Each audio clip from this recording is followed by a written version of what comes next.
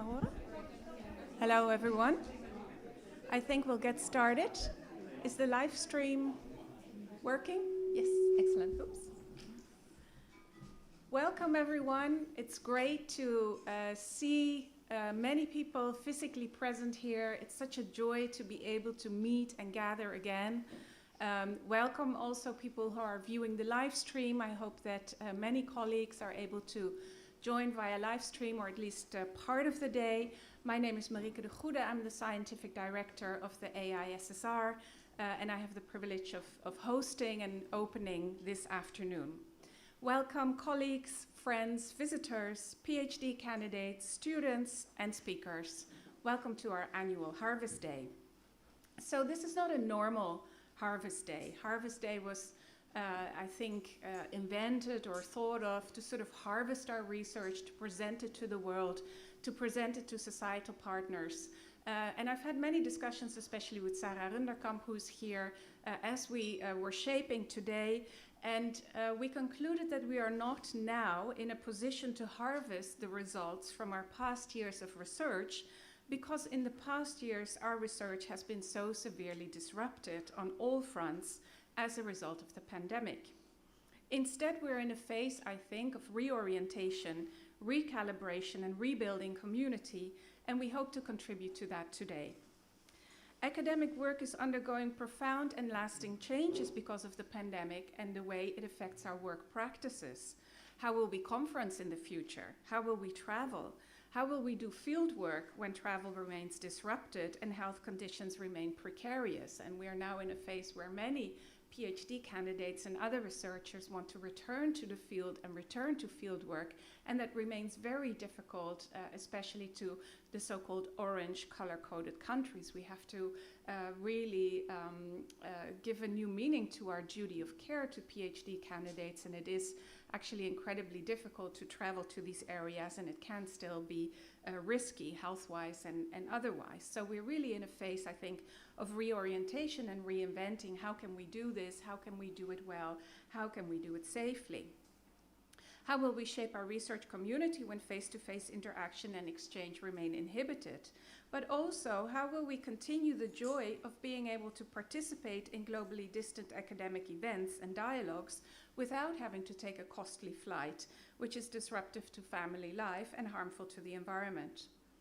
What are the opportunities and chances for young academics finishing their PhDs and having had, in the middle of a pandemic, and having had fewer opportunities for international networking? So I think these are all the questions that we're still in the middle of grappling with. Some of these questions, of course, are not new, so I don't need to tell scholars with a non-Western migration background about the challenges of international travel. They have experienced it long before everyone else's flight got disrupted through to COVID. But these questions, I think, take on a new form in the wake of the ongoing pandemic. It invites us to take stock, reflect, recalibrate, and celebrate rather than purely harvest. So we will do so today, and we will start this process with a discussion. I don't think it could be a more appropriate moment to discuss the What is Good Science theme and the What is Good Science report. There could be no better topic and no better speakers for this moment in time and this question. And the AISSR is incredibly proud that we are home to the researchers Amade M'charek and Jeanette Pols, who are here, who are the authors of this report and who conducted this research, and I will introduce them in a minute. The Good Science report is already making an impact university-wide, and from the report we learn that good science is directly related to diversity in teams, in viewpoints, in backgrounds. We are reminded in the report of the value of space to think, slowness, reflection. We are invited to reflect on our own research practices and what good science means to us and how we put it into practice on a daily basis. So I'm looking forward to this discussion very much, which also invites onto the stage here in a panel discussion members of the AISSR Integrity and Ethics Committee. So we have both. We have an Integrity Committee and an Ethics Committee, which partly overlaps, but also partly do different things. And representatives from both committees will join the panel discussion to talk about what is good science and how do we practice it and how do we practice it even better. In relation to the themes of slow science and good science, we also pay special attention this afternoon to some books that have been published by colleagues. That's not to suggest that books are necessarily more valuable than articles, films, and all the other types of academic output in which we are so strong. But writing a monograph or publishing an edited volume requires space to think and a singular determination.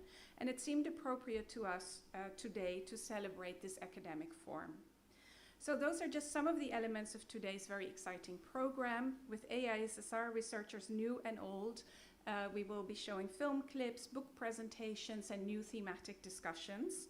The program has been put together primarily by Sarah Runderkamp with attention, creativity, and energy, and I'm immensely grateful for all her hard work in bringing us together today. Let us not forget that the AISSR, despite the pandemic and all the challenges, is doing incredibly well. It's financially healthy, and more importantly, the scope and relevance of its research agendas is unparalleled.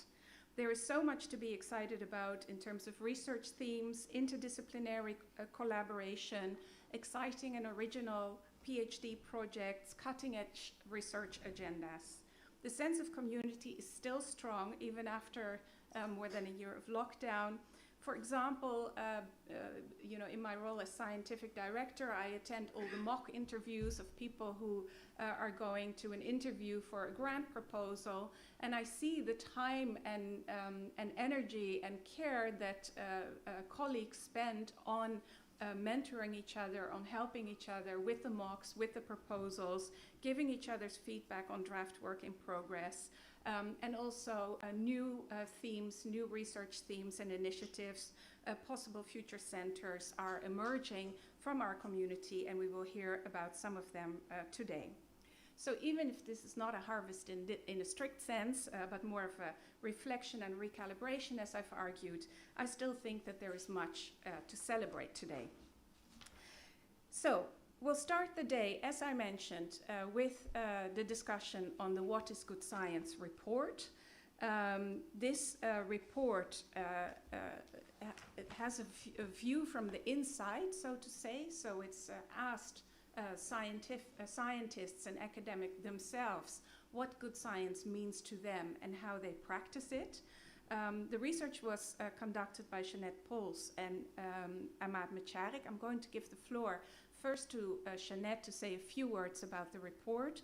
She is Socrates Professor at the Department of Sociology and Anthropology in our faculty, and the chair was established on behalf of the Socrates Foundation. And she also works as an associate professor at the section of medical ethics at the Amsterdam Medical Center in Amsterdam. She was the principal investigator of the report Goede Wetenschap, een visie van binnenuit. And I'm very pleased to give her the floor now.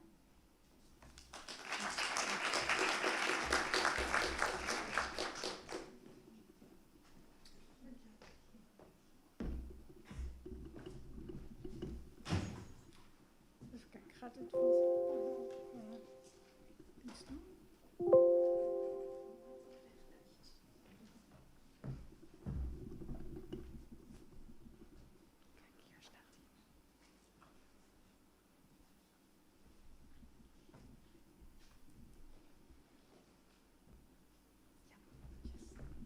Er zit alleen nog één dingetje.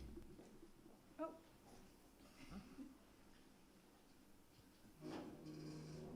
Wacht even hoor. Ik heb mijn bril niet op. Excuus.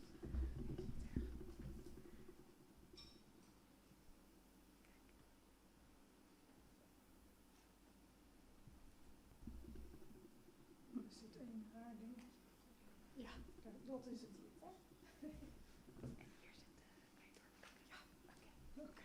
Je zou denken dat ik dat onderhand zou moeten beheersen, maar allereerst hartelijk dank voor de uitnodiging om hier te komen praten over ons rapport en onze Oh, I'm sorry. Again. I first would like to say thank you to the organizers for inviting us to speak about our report, Good Science, A Vision from Within. We have written it in order to bring the discussion to life so that people, scientists also become active part of the debate which they already also are, but we have tried to really do research into everyday practices of doing science in order to find out what this is all about. What are we doing here? What is our job? What does it consist of? I have to mention Sonja Jerak-Zouderend and Jonna Brenningmeijer. These were very important researchers because they did most of the field work, so it's good to acknowledge that work as well. And Amade will speak in the panel. So there will be more later. When we started this research, it's a bit more than 4 years ago now. There was a lot of ado about scientific integrity, research integrity. And we had the spectacular fraud cases of Diederik Stapel, and there were some others to follow, also an anthropologist actually. And it was as if academia was on fire because really bad things happened, and there was a lot of alarm that maybe our research wasn't as good as we thought it was. And also the replication crisis broke out, so to speak, because it became apparent that we couldn't replicate results from studies done in the social science and medicine in particular. And on top of that, there was also this concern about fake news, fake science, and Trump time, science is just another opinion, so academia was on fire, so it seemed, and we wondered what is going on here, and is it really true that everything is so bad that we cannot produce proper results for the people to have some reliability. So what we wanted to do is look at the ways in which this integrity was framed and the kind of policy measurements that were taken to try to achieve it. And the main things to do that were data management. So integrity is managing your data well, keeping them open for others to see. And the other important line of intervention was giving ethical courses to scientists. Particularly young scientists were targeted, so they had to learn the rules of the trade so that they wouldn't cheat. Yes, but was this what was actually going on? So we asked for this research what the scientists themselves were doing in their everyday practices. How bad is it there? Are there really these fraudulent types who want to do everything for their career and good notes? Or is there something else the matter? And we asked, our question was, what do these scientists find important? What does make us work for science, even if the conditions to work in science are not so good? And we asked them, and we looked at their everyday practices to find that out. We looked at 5 different disciplines. We had philosophy, we had chemistry, we had mathematics, anthropology, and then 2 strands of medical research, 1 action research and 1 epidemiology. And we wanted to know how these scientists understand their work, how their daily practices were organized, and what was important to them. And we also wanted to know what was their take on the problem with integrity, because we had this feeling that we didn't know enough about what actually was the matter. So we wanted to make diagnosis here. On top of that, we asked the scientists what kind of problems they encountered, and this was something that the scientists responded to really well because they saw lots of problems. I will tell you about it. Well, the background of this is it's 2 broad streaks, but the financing of science has become from eerste geldstroom, so directly from the government, more and more fragmented into competitive research competitions. So the grant writing and competition with other colleagues. This was one important tendency, and with that making competition more important, also what science should do and how it should be relevant was also more and more dictated by governments, but also by industries which scientists had to collaborate, and this was also a financial motive to make science affordable. It's a very neoliberal take, if you want, on organizing the sciences. It's happening all over the public sector. It's about scarcity of money.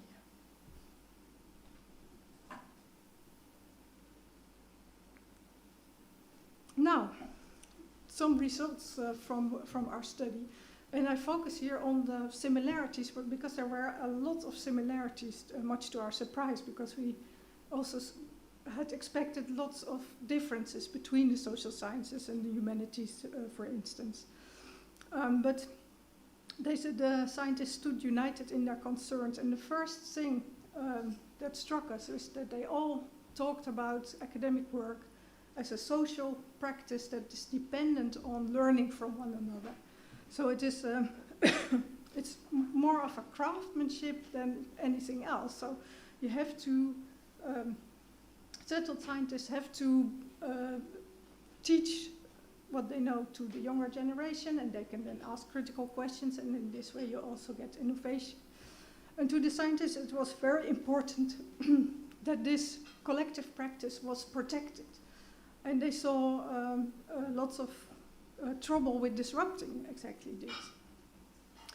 And what struck me very much is that it struck me so much that what they said was so important in their work was to learn about the world and make the world maybe a little bit better, improve theory or the world.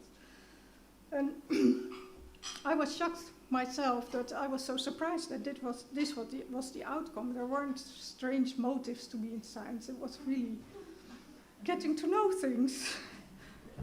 How strange. But this was very clear. It spoke clearly from the analysis.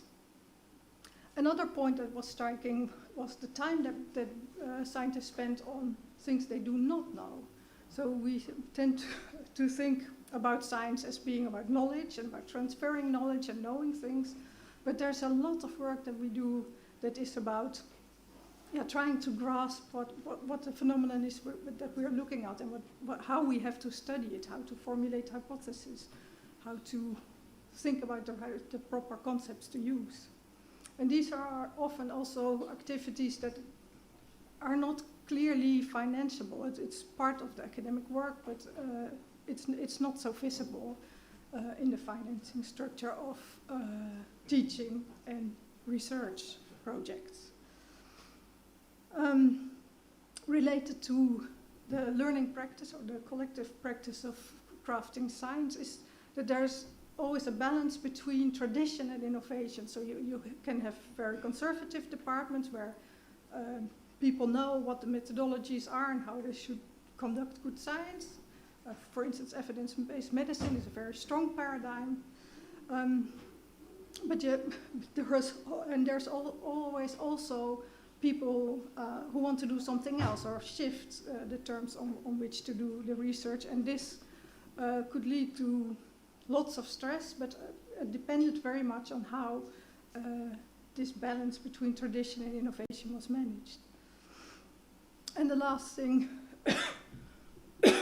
also having to do with collective practice, is the importance of everyday ethics. Now, what is everyday ethics?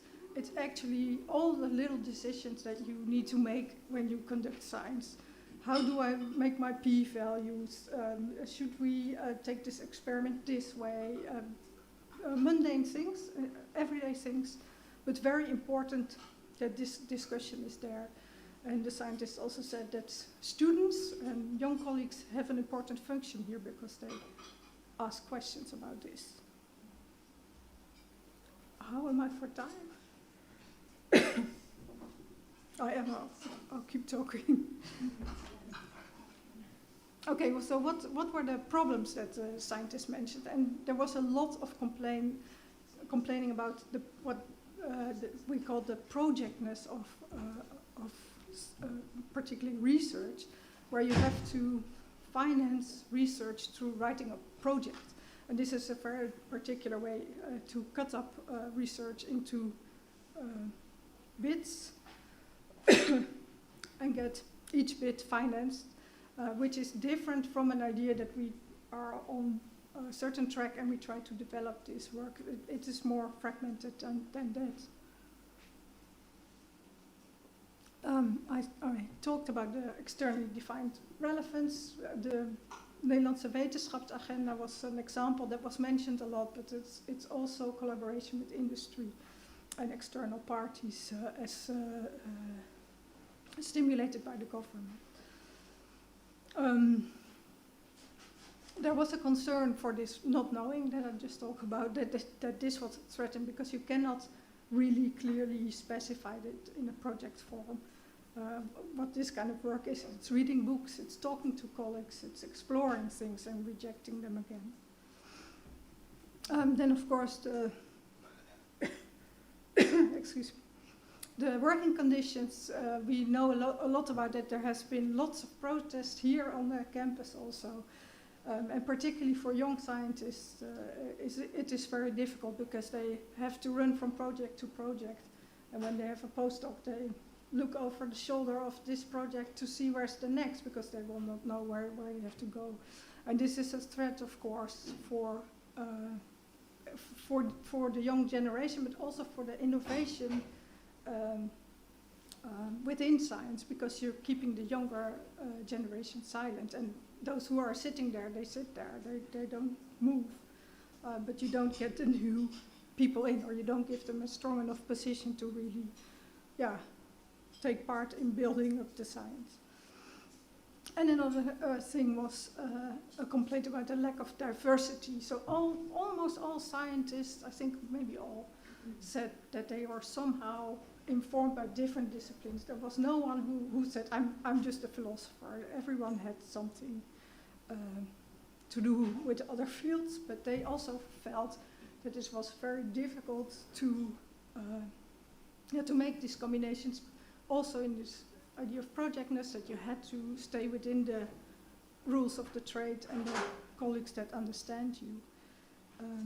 And that there would be little room for crossovers. And this was also a concern about diversity in science, because if you want to let people in, different people, different cultural backgrounds, different genders, you might expect that they can also ask different questions. But as it is now, it seems that particularly the competition makes science more conservative, that you have to stick to the rules that are formulated there. Now this is the last slide, because what can we do now is the most difficult question. Is of course also not what we are going to answer, but what we want to discuss with you all. One conclusion that was clear to us is that policy interferes in different ways, but also in the way they think science functions. So it's a lot of talk about individual excellence, scientists that compete as individuals against one another. And this is just not what is going on. And this is also a dangerous idea, because that idea of the learning environment and stimulating that is very important. So I think any policy that we think about should reckon with that idea of the traditional crafting practices of science. And then it was also clear that many integrity concerns that we did encounter were not problems of villains and individuals who had just got the wrong end of the stick, but of the institutions, so that people feel forced to make decisions that were counter to what they would think is good to do, but it had to do with finances or the contract of a younger colleague. All these things made or could seduce scientists, and did seduce scientists to do what they didn't think is proper. Well, balancing tradition and innovation, I think this is maybe the most difficult thing for policymakers in science, to see that here has to be a balance. You cannot say everything has to be creative and new and all the time, but you can also not say it has to stay within the fixed paradigm. So this is a precarious balance that policy should reckon with. Well, the idea of relinking research and teaching is again this idea. It also relates to the younger colleagues to bringing the possibilities for critical questions. And then the point, diversity and creativity. The scientists all thought that we were going towards the conservative ways, and this is confirmed by other studies as well, that the competition does not make us more creative, as was the idea at first, but is moving us towards more conventional research that we can explain to one another. It's very easy to grasp, but not necessarily the best thing to do.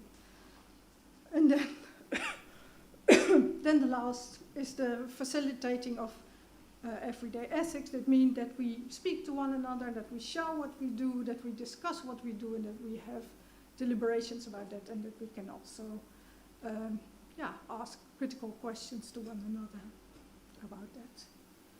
This is the report in a nutshell.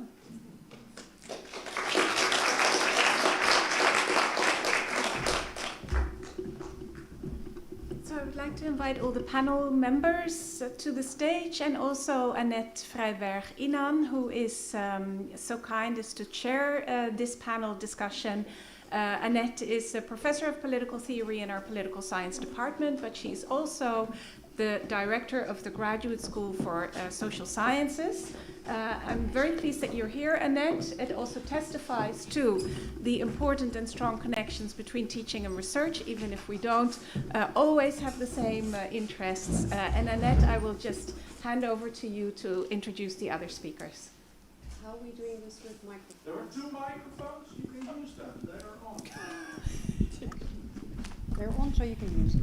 Yeah, thank you, because I know there's a live stream as well, so we need to use these. Welcome everyone to this debate. Let me start by introducing the participants.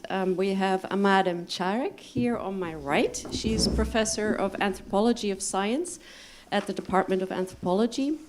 Here at the UvA, of course, everybody on this panel is from the UvA. Her research interests lie in the areas of forensics, forensic anthropology, and race. And she was one of the co-authors of the report that you just heard about, Good Science. Justus Uitermark, on my left, used to be my student a long time ago, I remember, but is now professor of urban geography and studies cities from a comparative and historical perspective, looking specifically at how power relations are expressed in the built environment. He's also a member of the AISSR Integrity Committee. Michaela Hordijk, on the left here, is Associate Professor in International Development Studies at the Department of Geography, Planning and International Development Research, and she is a member of the AISSR Ethical Advisory Board. And last but not least, we have Erella Grassiani, who is Associate Professor at the Anthropology Department and works on issues of militarization and security in Israel and Palestine. And she is a member of the Works Council of our faculty and also of the Central Works Council. My name, as you heard, is Annette Freyberg-Inan. I am Professor of International Relations Theory at the Political Science Department and also the Director of the Graduate School of Social Sciences. The panel discussion is going to unfold in the following manner. I'll first give the word to Amade M'charek to link what we've just heard about, the findings of the report Good Science, to our lived realities at the AISSR. And the question I'll pose to you is, what does all this mean for us here? What do we have to change about the way we're doing science, and how? Well, not an easy question, I admit. And also, which practices instead we might want to preserve or protect from change. So what has to give, what doesn't have to give. And afterwards, after we've made this link between the report and what we're all experiencing on a daily basis, I'll give the floor to the other participants, one by one, to provide their own take. and the conversation's going to unfold from there. My function, aside from making sure you don't start physically attacking each other because you disagree so vehemently, is to make sure that we address the 3 questions we're supposed to address on this panel, namely, what is good science and how can we achieve it? Easy peasy, right? Second, how does this relate to recent developments in research integrity? And third, what is the role of diversity in science or for science? I want to end the conversation as confined to the panel by 2:15. That's also why I have my mobile here. I don't see a clock anywhere, so I'll occasionally have to look at my phone. Because I want to have time to open this up also to the audience for questions and comments. And for those who are watching via the live stream, there is a possibility to ask a question or make a comment via the AISSR Twitter account, whatever that may be. But I know it's being monitored in real time, so you can connect with us in that way. If there are a lot of reactions from the audience, which I hope, we have the possibility to go a little bit over time. I was told max 10 minutes. To a maximum of 20 to 3, and afterwards there'll be coffee. So that's it from me. I'll give the floor to Amade to link the results of the report to our work environment and what should we do. Thank you for having me here. I did write up a few things, and I think I'll just read them out because that's maybe the least risk of going over time. And of course, I mean, I don't have the answers. These are things that we have to be discussing within the AISSR, within the departments, and in all sorts of other different configurations. And what I have on paper is actually so self-evident, and Jeanette already alluded to it, but I'll say a few things nevertheless. So problems with the funding system and the breeding of individual excellence, so to speak, excellence, right? As AISSR, we are dependent on the funding system and cannot decide to step out of it that easily. We have also continuously shown that we are very successful at acquiring money. We're actually very, very good at it. We did so, as Marieke already said, not because we house many individual geniuses, often by themselves, but because of an infrastructure that is in place in which people work together and help each other. So from the support and expertise in the AISSR Bureau to the teaming up of colleagues to comment on draft proposals and coaching throughout the process. And I think we are good at having these kind of pop-up communities of sorts to make our academic work indeed excellent, collectively. But I do wonder, though, what the AISSR has to offer and where this collective or solidarity appears for those who do not have ambitions to apply for funding, but who in their, say, 40% research time produce excellent work, excellent not in the funding jargon, right? And I think we could and should think of modes of solidarity there. Recently, we had a Heidag with anthropology, and there, for example, we discussed the possibility to be more hospitable to junior professors, give them a head start with research in the first 3 to 5 years by flipping the division between the 60 and 40%. So not 60 research and 60 teaching, 40 research, but the other way around. I'm here more generous than we discussed last week. Why not? And we could also do the same actually for women who just returned from maternity leave. Maybe not 5 years, but you know, we could think of another number. And I should add, and this we did not discuss during our Heidag, we could also allot at the program group level, that is, a sum of research money specifically for those who do not have a lush grant and as to hire an assistant to help different members of the program group with preparing a publication, for example, or money for organizing writing retreats for people within the same program groups, especially because it often entails colleagues who are drenched with teaching and teaching commitments and hardly ever have time for research. In this way, we can foster the collective while acting in solidarity, that is, sharing the money that we acquire from funding. Now, the question of integrity, I find it important actually to attend to this question in relation to the context of post-truth. this discussion it has now faded away, but it is still among us, even if we do not articulate it. This is a context that threatens to put more pressure on our institution and the people who work in it, including the cancel culture and the threat to freedom of speech. There is much to be said about this, but I don't have the time here, and we can discuss this either here or another time. But what I want to say here is that our kind of knowledge tend to be typified as subjective. It is just an opinion. Het is ook maar een mening. Again, a lot to be said about it. Now, the issue of integrity, I would say, needs to be radically framed, as Jeanette has already pointed out, as an institutional rather than an individual issue. Not to say that our institutions are fraud, but that there has been much pressure put on our institutions and that the combined neoliberal policy and the scarcity of resources has weakened it immensely. We need to push back, and we need to argue and demand for the robustness of our institutions, precisely because it functions towards this issues of integrity, well, as well as, you know, articulate what's the nature of the knowledge that we are producing here and why it goes beyond a subjective well, proposition.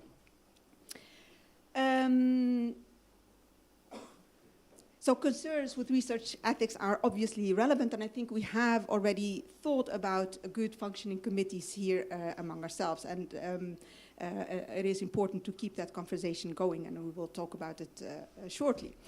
But our study has also shown that much of the ethics, as well as the art of the trade, that we call knowledge production, are learned at the job, as Jeanette has already indicated. It pops up in conversations about real existing research moment, in teaching and other interchanges.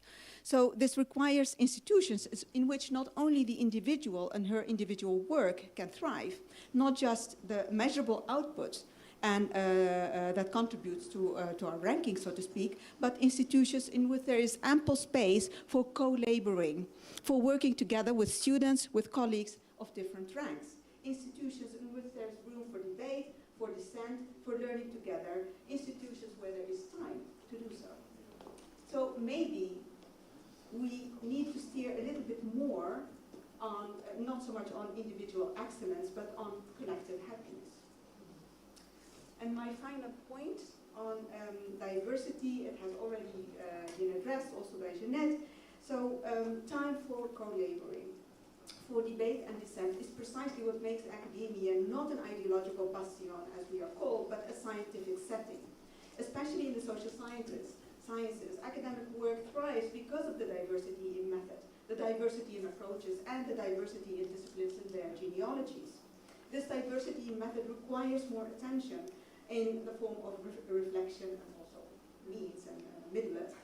We are all aware of the methodological biases at the level of MAO and WO, where quantitative research is still, has still a better standing, so to speak, and better chances to get funded.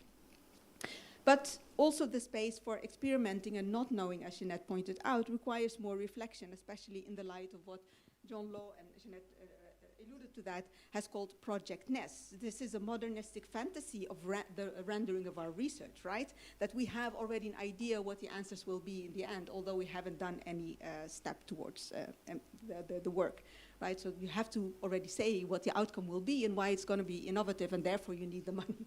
So this is a very funny way, actually, of fantasizing our work. Well, the other aspect is, of course, the diversity that pertains to who gets to do the academic work. You know, what bodies, subjects, and their specific situatedness can be found in academia. And we obviously have a problem here. We can even say Houston, we have a problem. The good news is that there are many initiatives going on that try to work towards more diversity within academia, and a university that wants to be more open to the city that we are part of. And I think we should, continue on that route, trying to be hospitable and trying to be open to other kinds of people than we tend to house here within the institution.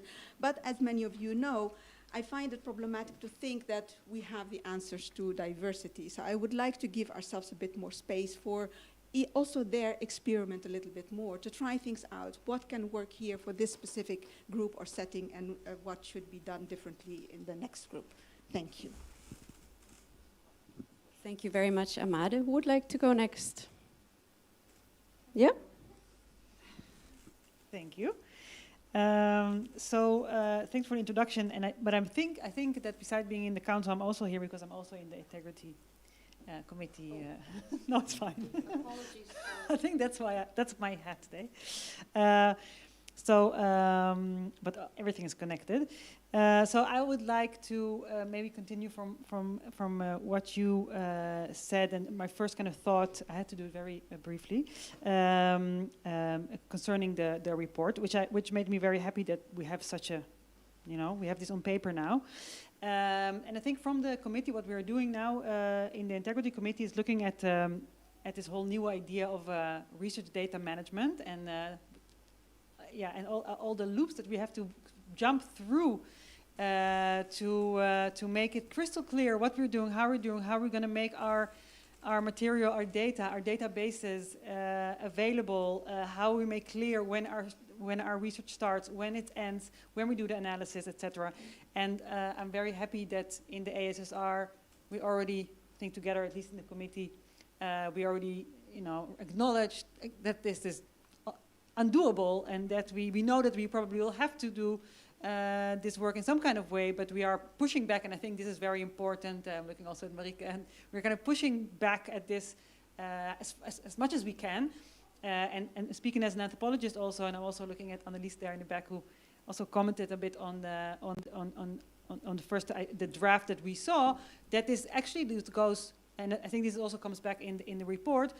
These ideas really come to us as if we are out of a lot of mistrust towards academics, as if the first idea is like, okay, there's something wrong, they're fraudulent, they're doing, and this is actually and we need to prove all the time that we're doing it fine and it's transparent. And here, look at all our data, without acknowledging really what our practice is. And as anthropologists doing ethnographic work, for example, and different researchers will have different problems, it is very difficult and impossible to say, for example, also say something about ownership. Who owns the material that we collect? In ethnography, it's usually a co-ownership, it's the co-creation.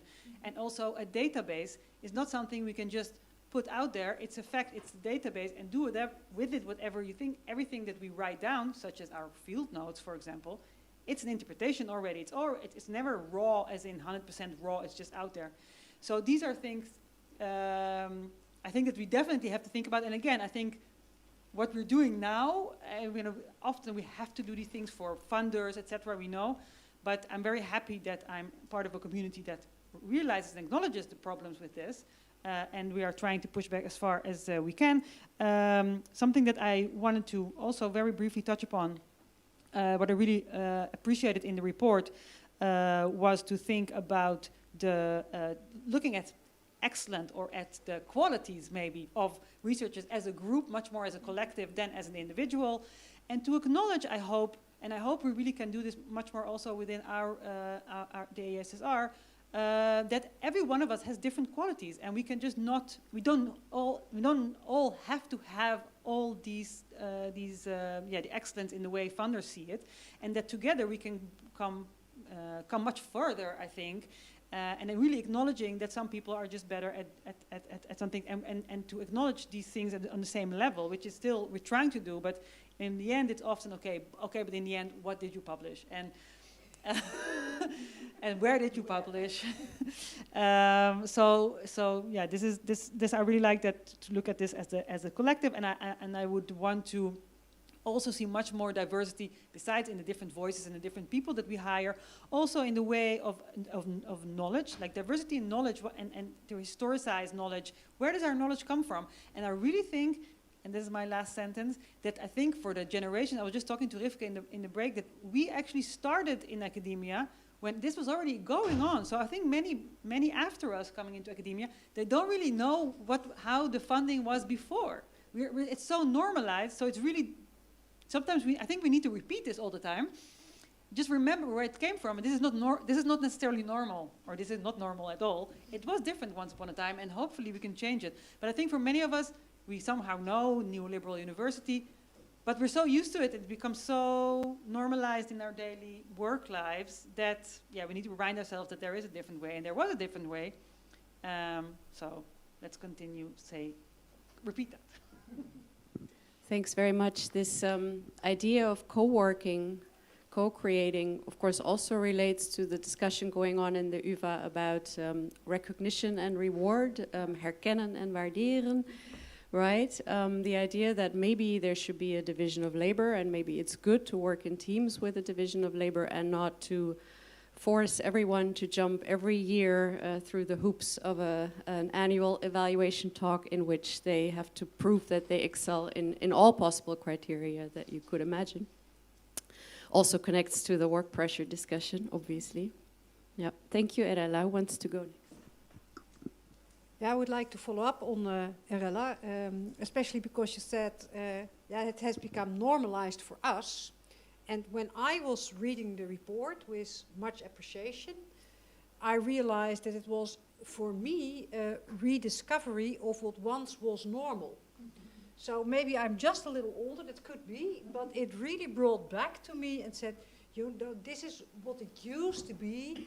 And I must say that I have experienced both the Rethink movement, but also other movements as claiming back, rediscovering and claiming back what we once valued in our academic community as being normal and as being a good way of doing science.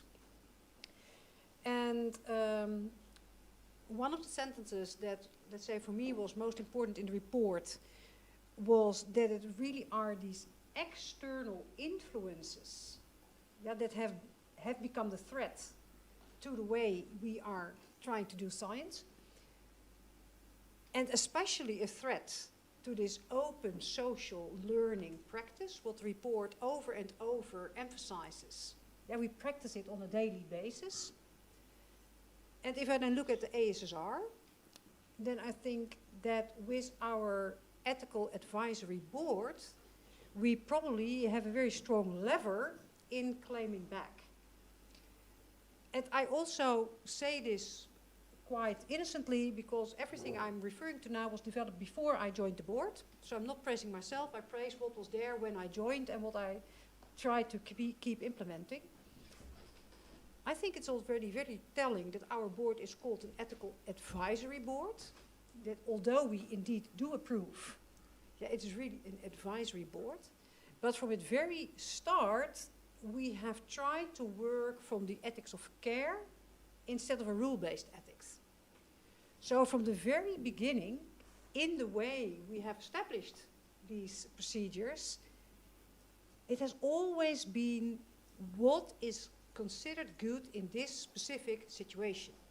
So the situational ethics, the questioning on a daily basis, what do I do and how do I do it and how does this relate to my values, etc., and to more general values, is part and parcel of the practice. And if I see how we have the discussions in the board, one of our main concerns is, do we see the level of reflexivity that we think someone will continue to ask these questions and treat these questions along the research even after the approval? So not the tick the boxes, but the everyday practice in dialogue within the groups.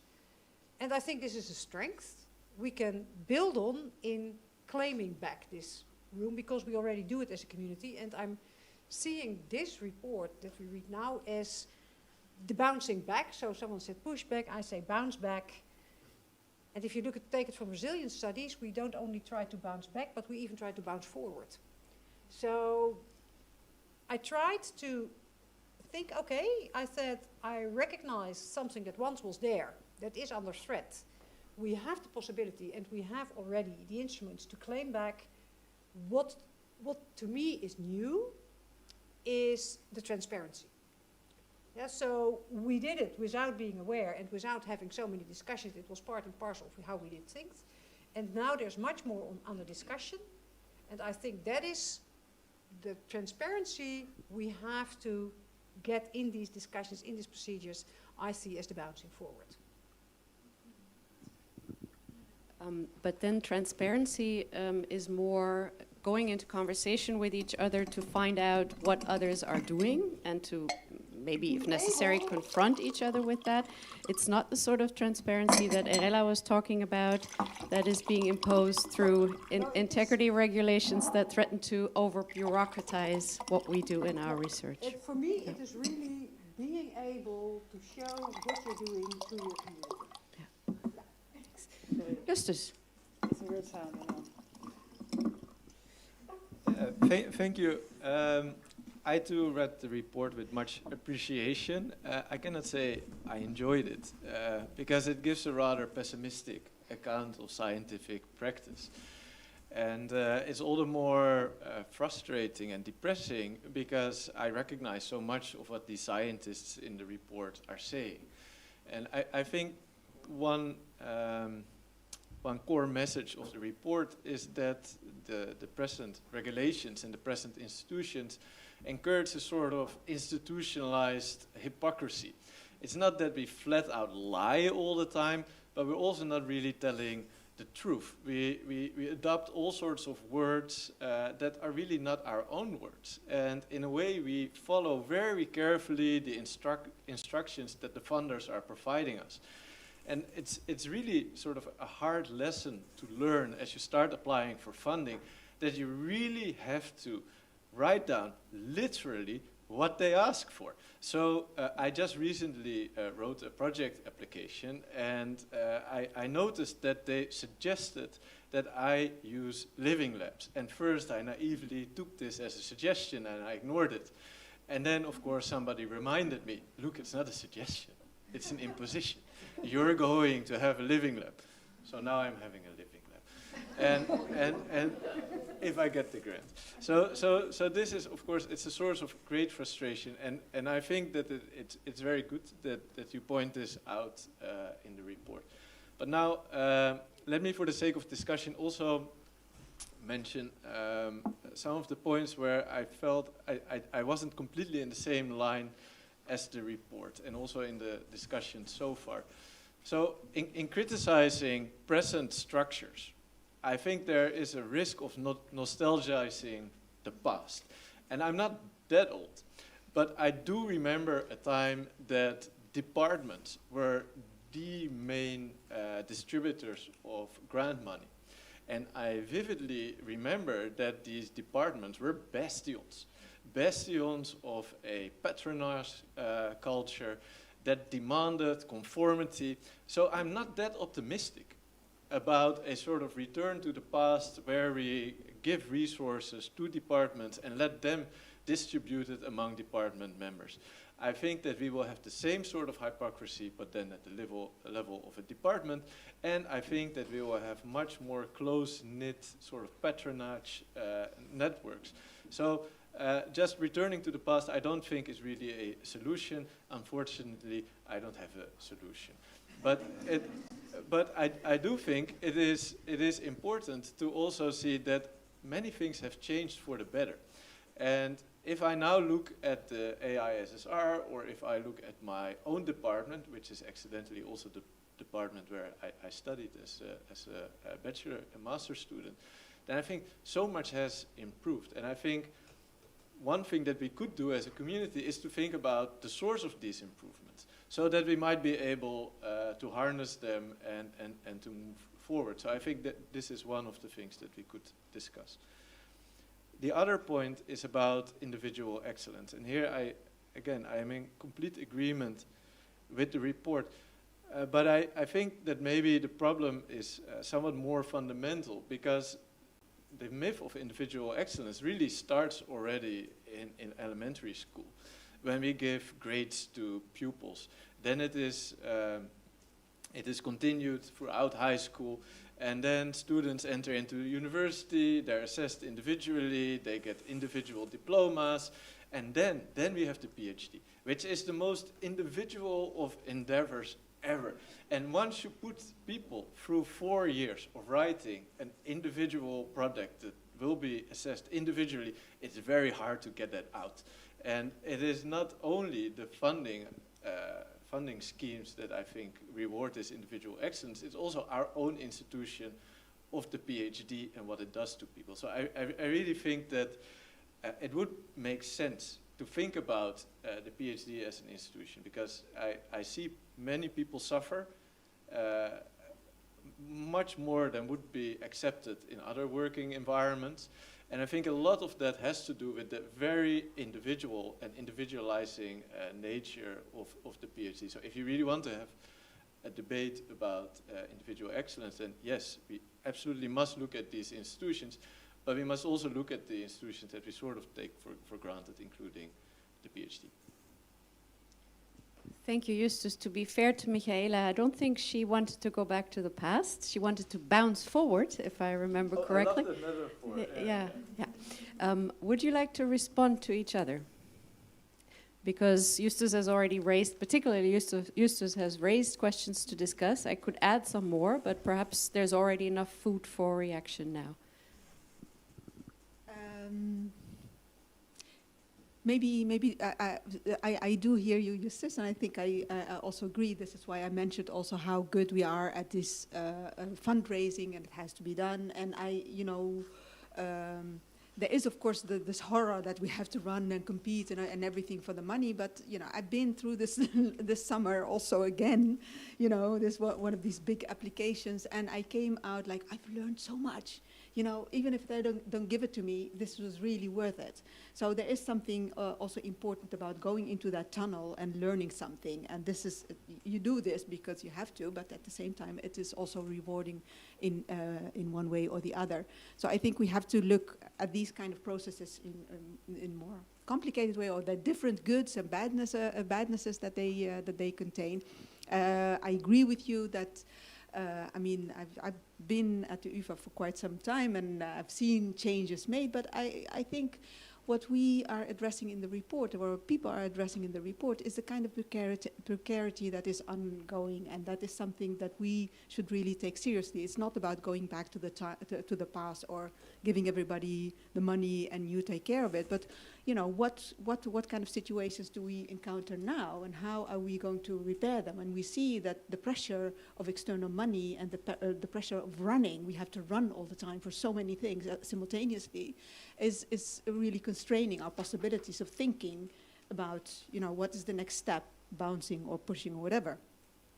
As to the PhD, there again, there is, I think it's such an, but this is my drawing also on my own experiences of, how we learn, and there are different ways of learning in interaction with others, but also this academic work has this part that is, solistic, that you need to go deep and to go through these moments, and they are not purely negative, but they have to happen. The social environment needs to be a safe, fostering, a facilitating environment. So indeed, if you are as a PhD student left by yourself, even by your supervisor, and have to hand in your thesis when you have a draft, that's a very, very painful situation. But I'm very happy that within the AISSR and departments, we are thinking actually about how to make life livable for PhD students, even if it's not, we're not there, but we are seeing these kind of problems. But I tend to disagree that the PhD is a bad institution, that it is only towards excellence. I think it is a very important learning tool in how to perform research.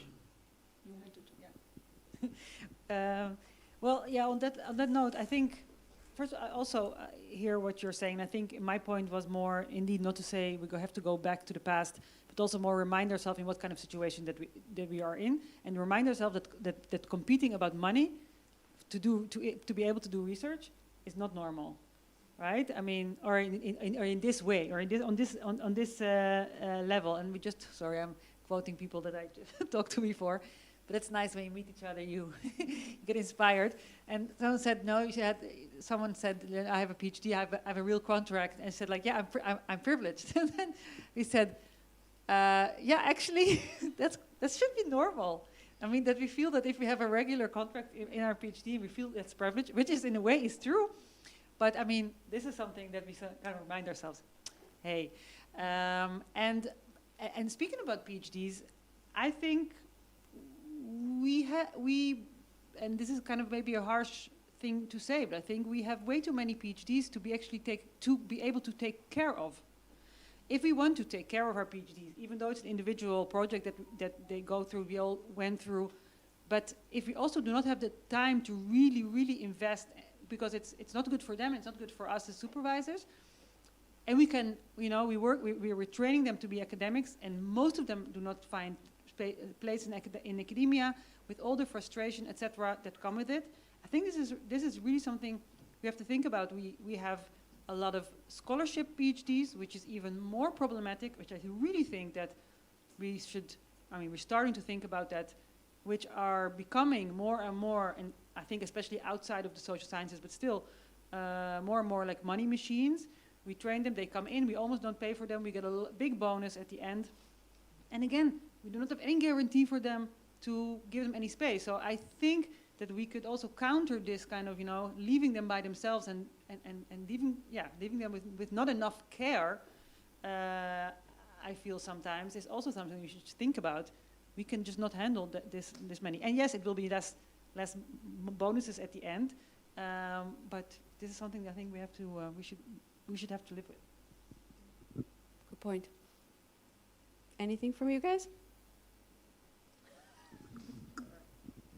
I wanted just to follow up on Amade's call for internal solidarity, and I think that given how successful the AISSR is, we can really think of doing things differently and practice more solidarity. So I think that in that sense, as AISSR, I think we are rather privileged when comparing, for instance, with the humanities, that we can really think, and I like your call and would like to take it to my department, yeah, where we could think of similar solidarity thoughts.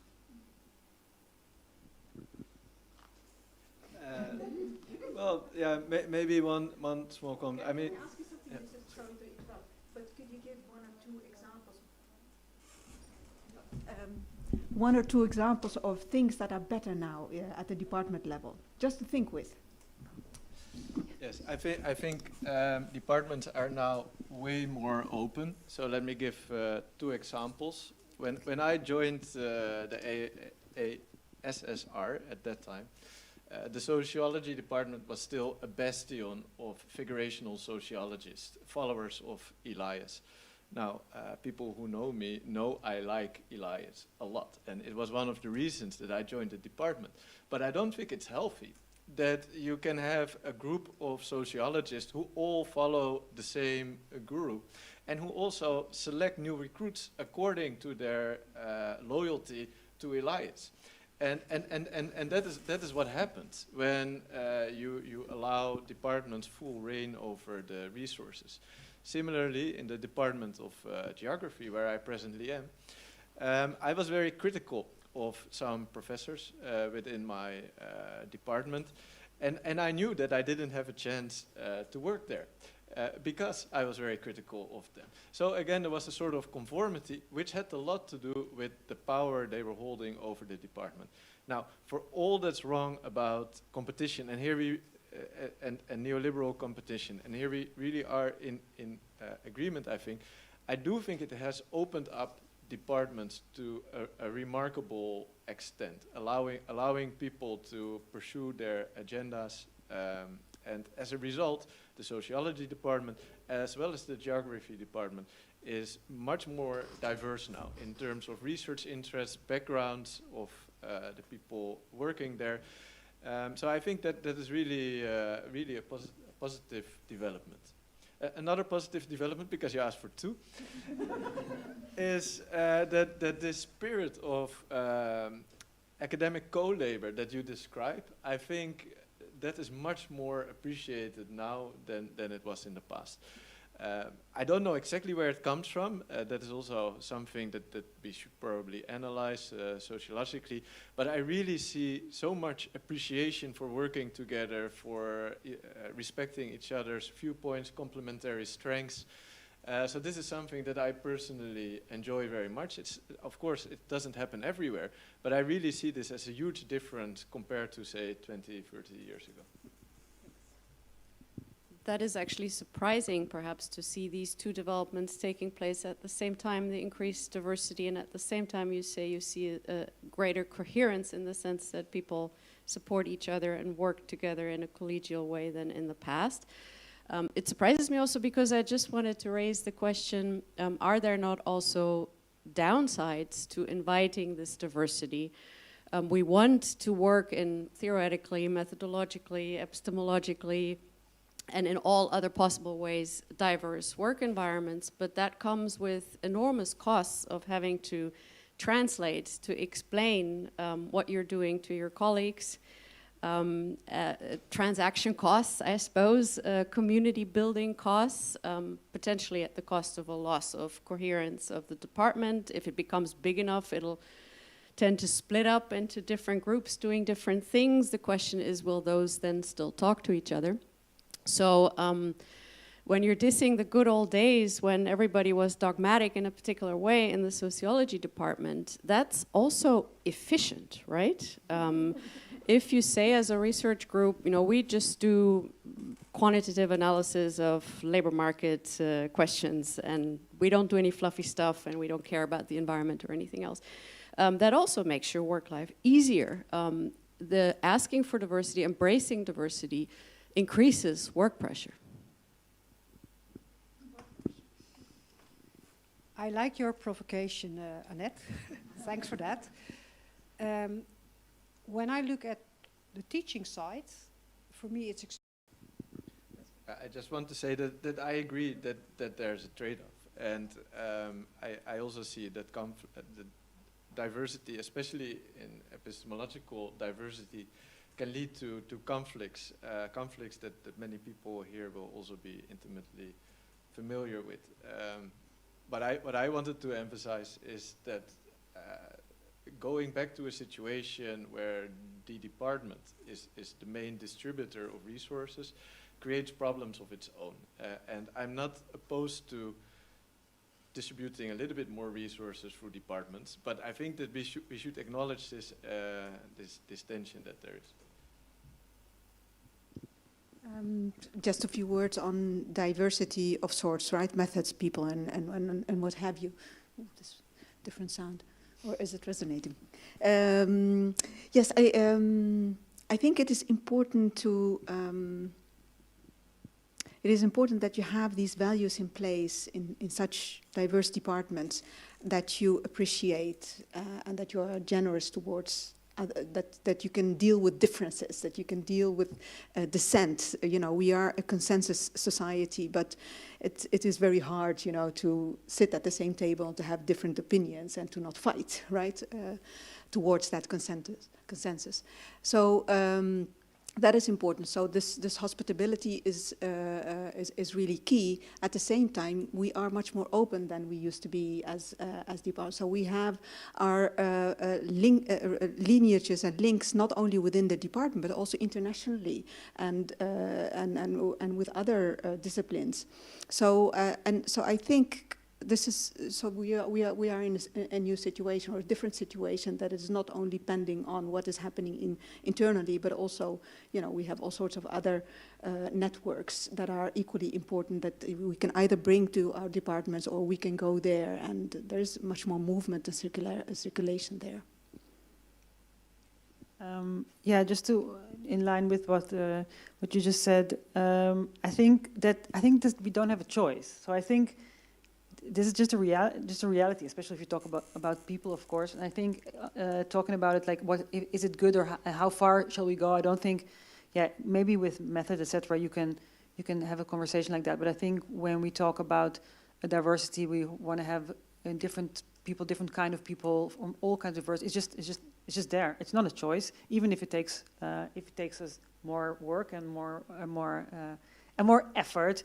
And just a small example, I was a part of a roundtable a few days ago where one of the contributors was an artist, and he was asked to bring his art as part of the conversation, but then his art was there, and then he was asked to okay, but then now be part of the round table and talk about your art, which was like, that was really went against the whole idea that his art was his narrative.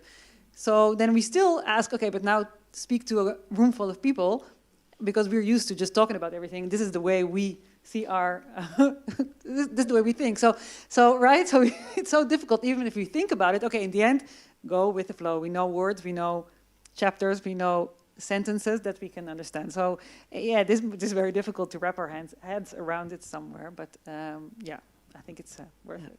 I think this is no longer. Can you put this back? This is also what we do to our students, right? When they have to make end products that are not text, they have to write a text to accompany them, because our assessment systems aren't able to deal with anything that's not text. I promise to open this up to the audience at this point, and you can tell us what you think about this issue or anything else on the agenda, or raise questions. How does it work with the microphone?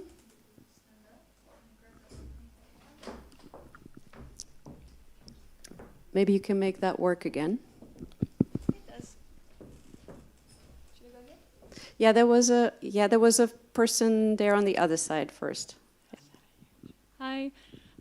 Yeah, I think I want to go against this whole idea of that diversity necessarily makes us less productive, because I think it can also make us more productive. I think there's even research showing that diversity is important for innovation. And also from personal experience, I can tell that I came from a sociology department with, I think, a bit less diversity in terms of paradigms. And it actually makes you open to new theories, new ideas, new ways of looking at things that actually, I think, is very important to be productive in your work as a researcher. So I really want to say something about going again. I think it's maybe a bit of a myth that people think it makes it. Of course, there are transaction costs and it makes communication more difficult. But I think communication is always difficult, because even if you work from the same paradigm, you can still have transaction costs. And sometimes even talking to people within your same research paradigm actually takes more effort than people from different paradigms. So yeah, just a side note. Does anyone want to disagree with this?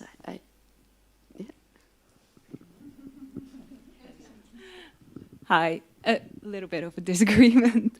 No, because so I'm speaking from doing a research on notions of excellence in research funding organizations at the moment, and you see a lot of linking up of diversity, excellence, and productivity, right? So the idea of diversity leading to greater productivity becoming the only legitimization of caring for diversity, and I think that's a big problem. Because why can't we just care for people? Why can't we just care for better work environments and research cultures? So yeah, that. If I can come in at this point, same with integrity, right? We do want to care about integrity, but we want to care because we care, not because we're put on the defensive and have to prove to somebody else that we're not doing bad things with taxpayer money. The way we are dealing with it now, because it's imposed from the outside, it takes away the space we have to think and work, and forces us to bureaucratize our work to a point where some types of research even become entirely unattractive because it's not worth going through all the trouble for anymore. Other questions? Yeah. Marta, want to go first? It was connecting to this, though it was two-pronged. Okay, I'm going to take this mic as I have it. I just wanted to piggyback on these other things, because it struck me, and this is connected to Erella's point of can we imagine outside of the dominant neoliberal way of thinking. I know it was a provocation, Annette, but you're saying, okay, it's inefficient, but is efficiency our primary goal as academics? And you're saying, we can be equally or even more productive under these circumstances. But is productivity actually our core goal. And you know what is non-productive or less productive and not efficient? It's people with bodies that get sick or bodies that get pregnant. So, but are we going to get rid of all the bodies? So, what is actually our purpose as academics? Is it to be disembodied brains that are efficient and productive, or is it to get to understand the world a little better and maybe to make it a little better as well in the process? So I think we could use more reflection on our purpose and less on sort of within these main the current ideas of what our output should be aimed towards. But I like the back and forth between what was. I think Justus does have a good point to ask, but what do we appreciate about what has changed? Because about the good old days, in addition to the things you've said about departments, I was like, my father was an academic, which also says something about, of course, other types of inequalities in the natural sciences. I guess I can out it because he's retired, but he's an astronomer, and he said before MVO, if the department needed a new telescope, the head of department would call his frat buddy, his Minerva vriendje, at the ministry and say, hey, we need 1 million guilders for a new telescope, and they would get it. So that was the situation prior to competition, not necessarily amazing sort of a different type of meritocracy. So I think that's something to think about. But also with the larger project grants, to be frank, ethnographers do not need major projects. We could also do. It's amazing. It's exciting. I love having had multiple of these projects. But I could also produce theory and empirical insights based on solo research. But actually, to have these projects is for PhDs. And for myself, it is, it forces you to be comparative, which is not always, what you need, but that in itself, intellectually, I think is a bonus. But just the type of support networks you can have between PhDs, but also between PhDs, postdocs, assistant, associate professors, to have these both vertical and hierarchical, if you want to think of it in this way, support networks, to have that built into a project, I think is something really valuable that we did not have in this sort of infrastructural way previously. It's not necessary. We could organize it outside of these big grants, but it is something that I feel these grants bring that is has been valuable, at least in my surroundings. Well, if the answer to the question, what's the purpose of science, is to find out stuff, then I'm not sure it's such a bad thing if you can get a new telescope by calling somebody.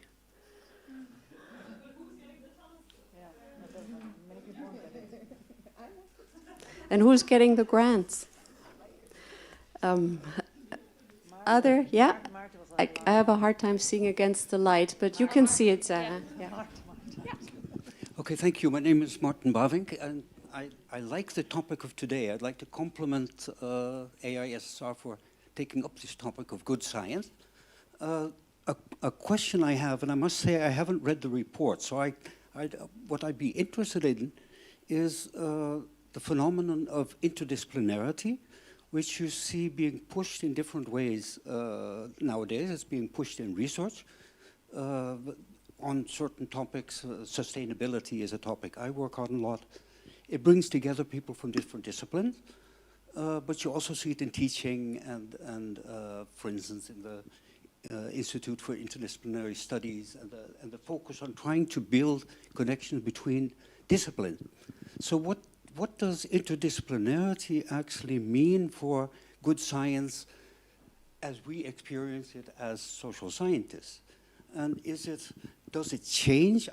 I was struck by Jeanette's remark that the different sciences you were actually studying didn't really differ much in terms of saying what good science is about.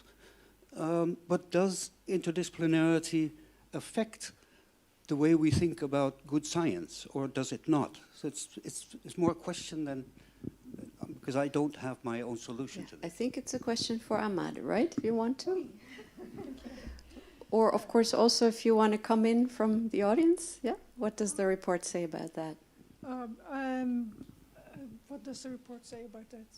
Then I have to think. Explicitly about interdisciplinarity. Does interdisciplinarity affect good science? Or the other way around? Does good science affect interdisciplinarity, or the other way around? well, we all want interdisciplinarity, at least that's what we're saying, but it's so hard to achieve. Even connecting the social sciences and philosophy, as I try to do, is very difficult because you speak different languages to different kind of colleagues. So if I always have this problem, should I submit this to social science or to philosophy? Who would be most interested in paying actually for it? Because they would always say, you go to the other one to get your stuff paid. And if you mix in medicine, as I also do, then you're completely lost because they don't understand a bit of social science and they don't want to know about it. So this is very difficult. So what we saw was that in the funding structures, you're being pushed back on your own, or one discipline really. And this is very hard to do something about, because you have to have these panels judging the proposals, and they are from a certain feather and not others. And they can do it better at a European level, because then you can have more specialist people on the topics at hand. But here in the Netherlands, it's very difficult because we're just too small, really, to have kind of open-mindedness in your panel.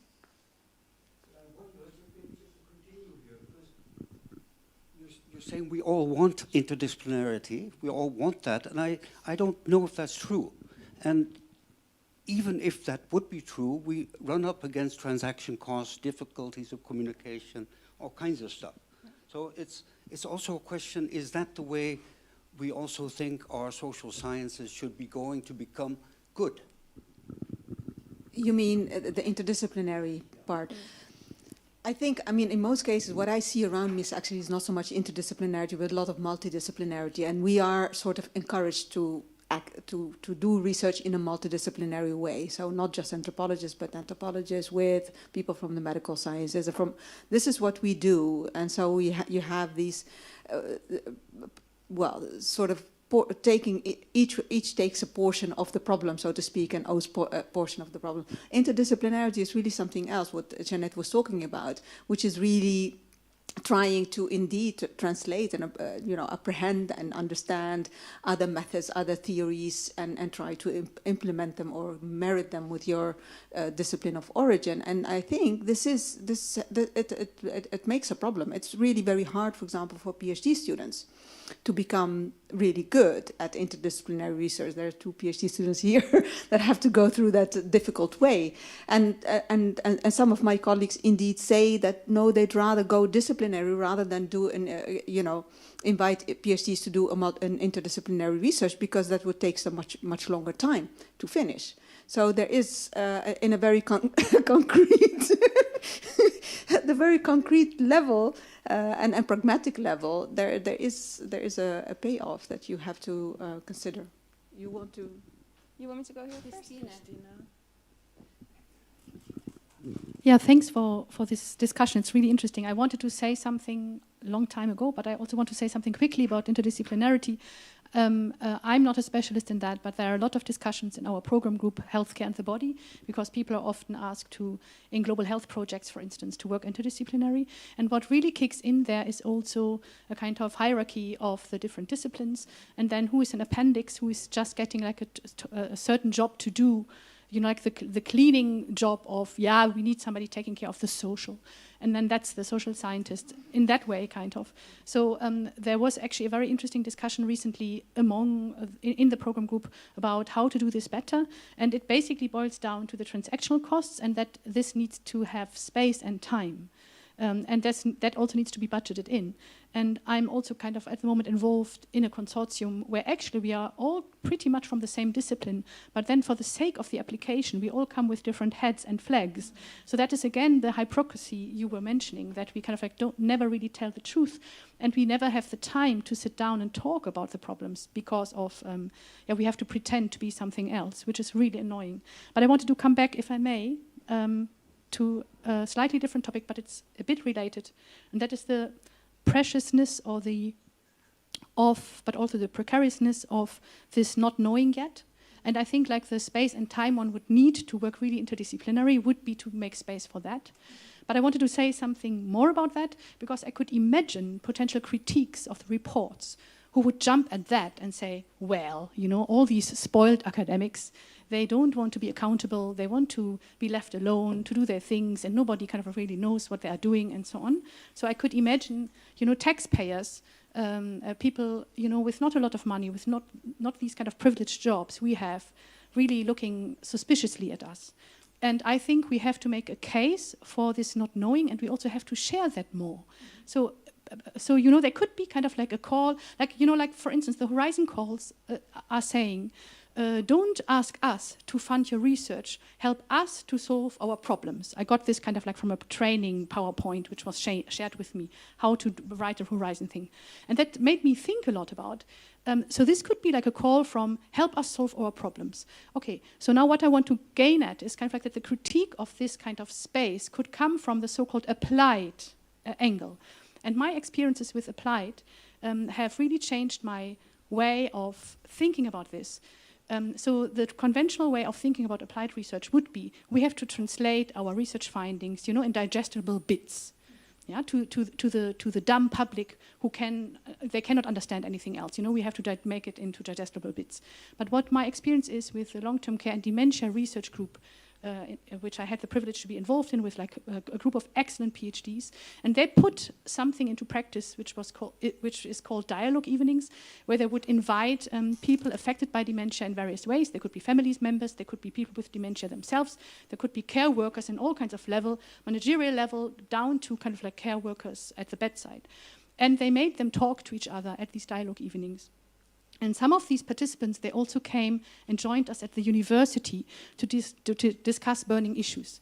And one care manager really kind of made me switch my view on applied research. She was saying, I don't want to tick any boxes. I have to do that every time in my work.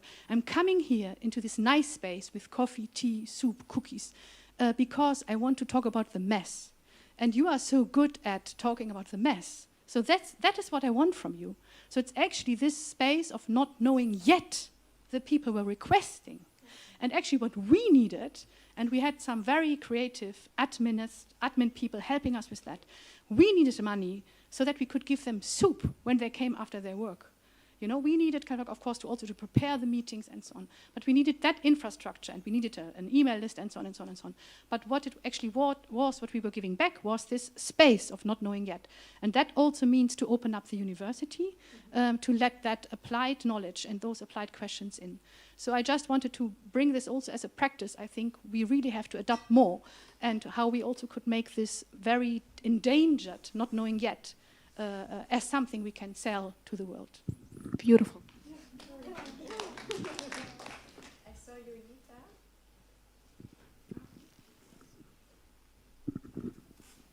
I was going to say something very boring, that every time I have a hot water shower, I realize I'm privileged, because that's not always the case back home. And so sometimes I hear these complaints and I think, oh, it's the complaint of luxury. But anyway, my answer to some of these questions up front is we need the integrity of institutions and the integrity of individuals. We need some people who are comfortable with traditional work, that's fine. Some people who want to innovate, that's fine. Some people want to do both. I think the diversity is allowing everybody here to work differently. So to come back to Justus's point, maybe in some places you want to have 1,000 flowers bloom, and in other places you want to have critical mass. And the university should be a place where different groups operate in different ways in order to have, in totality, a strong, healthy educational atmosphere. And that's also coming back to Martin's storyline. You might want to have scientists who want to be monodisciplinary, and who are happy in that, and then there are those who want to be inter and trans and who are happy with that. And some of us want to take risks, some of us don't want to take risks. But one point that I really wanted to bring up is the critical research, because when you value PhD students, there's a criteria called critical research. And sometimes my PhD students who come from developing countries, they want practical solutions, exactly what she also brought up. They want to solve the problems. They don't want to just write a story about how the power politics in Pakistan prevents girls from getting education. They want to write about how girls can get education. So sometimes there are criteria in our processes that also reduce the room for the kind of work our students want to do. I think that's precisely the complaint from privilege that's dominant tonight. We need of today. We want more room. Yeah. There is Connie. Yes. Yes, Connie Roggeband. I want to return to the point about individualization, also a bit of the structure of the university, because I think one thing that struck me before I came working at this university, I worked in Ecuador for five years. And that university there didn't have a hierarchy, so not the ranks and files that we have in our system. And also the applications for grants were always collective, so you could never apply just as an individual, but you also always had to apply with the group of colleagues. I thought that was quite refreshing in a way, because I think that's a practice that I'm sort of surprised that we as social scientists have so little, if you compare that to some other disciplines where we see indeed much more collective work. And so I think this, also with the grant applications, it's forcing a lot of competition, also the hierarchical system. So, and that's not good for solidarity and collaborative work. So I think that's another point on the table. I think we've raised a whole lot more questions than we've answered today. Are there any pressing last-minute interventions from the panel or the audience? Well, I would like to hear more concretely how this was done in Ecuador. Could you elaborate a bit on that? And I also actually have a question to Justus, how institutionalized own PhD could look like, because I think I see like a potential link. Yeah, so well, we didn't have a hierarchical system in the sense that the ranking, like the American system, assistant, associate, full. Of course, there's still informal dynamics, but it was different, so that created a different dynamics. And then the application for funding, both at the university itself, but also with grant applications in Ecuador in the system, had to be done always in a group. So you could not, there were no individual grants basically. So we, as colleagues, sat together and, made a project together, and that created a different dynamics. You were asking about an institutionalized PhD? That's what you suggested. Oh, no, well, it isn't what I intended to suggest. No, I think that the PhD is sort of the exemplar of individualism within academia, and so if you want to address that issue, then you need to address the PhD. I don't exactly have a clear idea, that is the way it needs to go.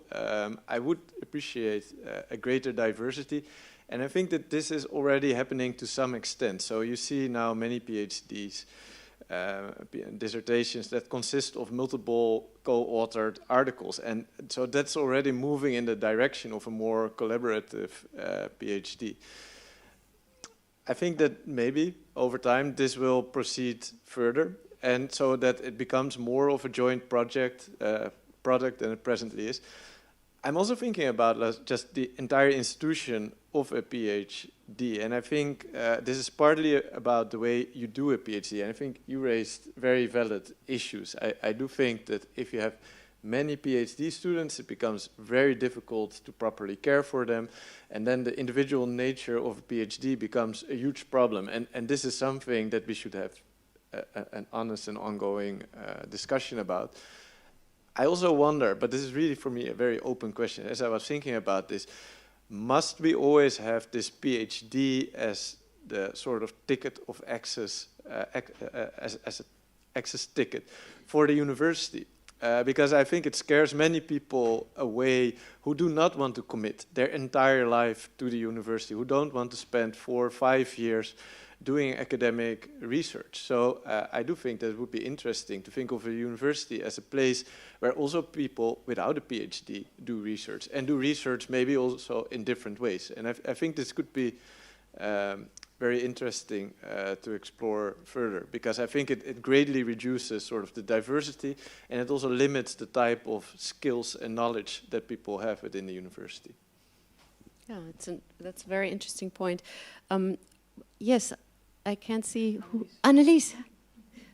Do we have another? Oh, we have to stop? Oh, I'm so sorry. Yeah, I hope you all will stay for the rest of the program and also for the drinks, because that should give us plenty of opportunity to keep talking about these issues. I think I'll end with an appeal. We've talked a lot about the constraints and expectations we're confronted with from the outside that put pressure on us and take time away from us for conducting science the way we want to.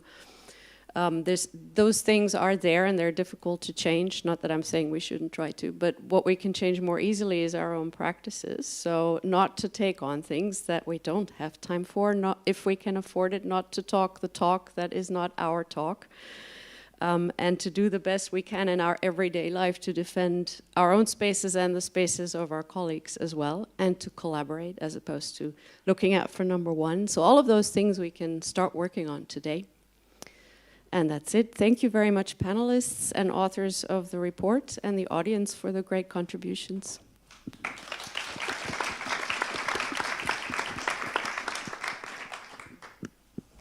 Thank you very much to the technical support as well. We're going to resume our afternoon discussion. We still have a really exciting program with lots of colleagues and researchers who present a bit of their work. I really enjoyed the panel discussion that we just had. Lots of food for thought, lots of interesting points. I mean, there were so many things I could reply to, but I won't.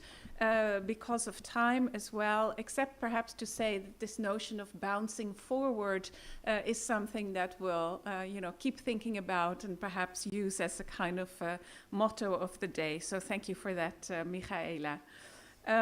What we'll do now is we'll watch two short films where researchers talk about their work. It's a traditional element of Harvest Day, actually, to present some research films. The films were made by filmmakers André Kloer and Martijn van Veen of March 21st. And they will also be placed on our YouTube channel later on. These are draft versions, so the films are not in the final cut, I've understood. And so they will be added to the YouTube channel later.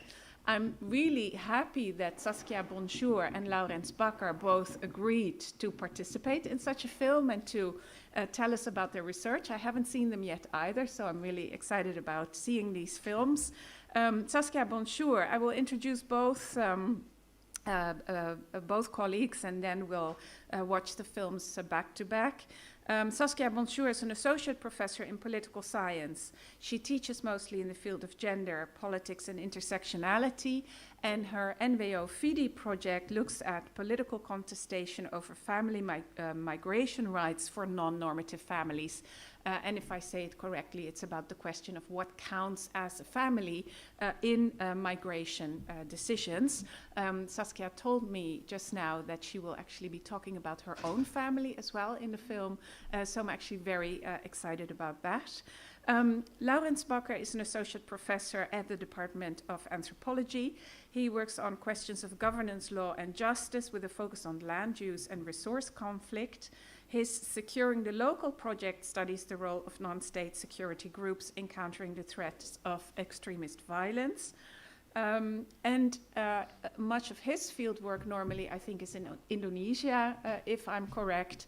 And you can only imagine how much that fieldwork has been disrupted in the pandemic, as well as almost everyone else's fieldwork.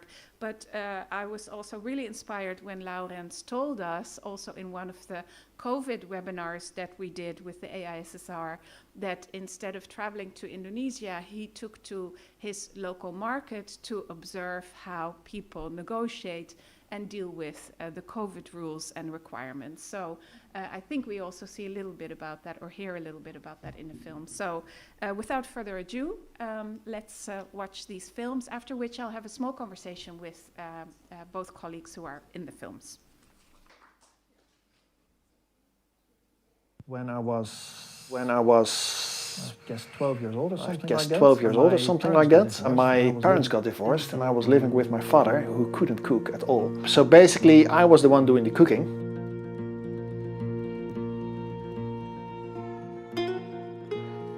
If life was as it was before Corona, I would mostly be working on issues of land conflict and the role of non-state militias.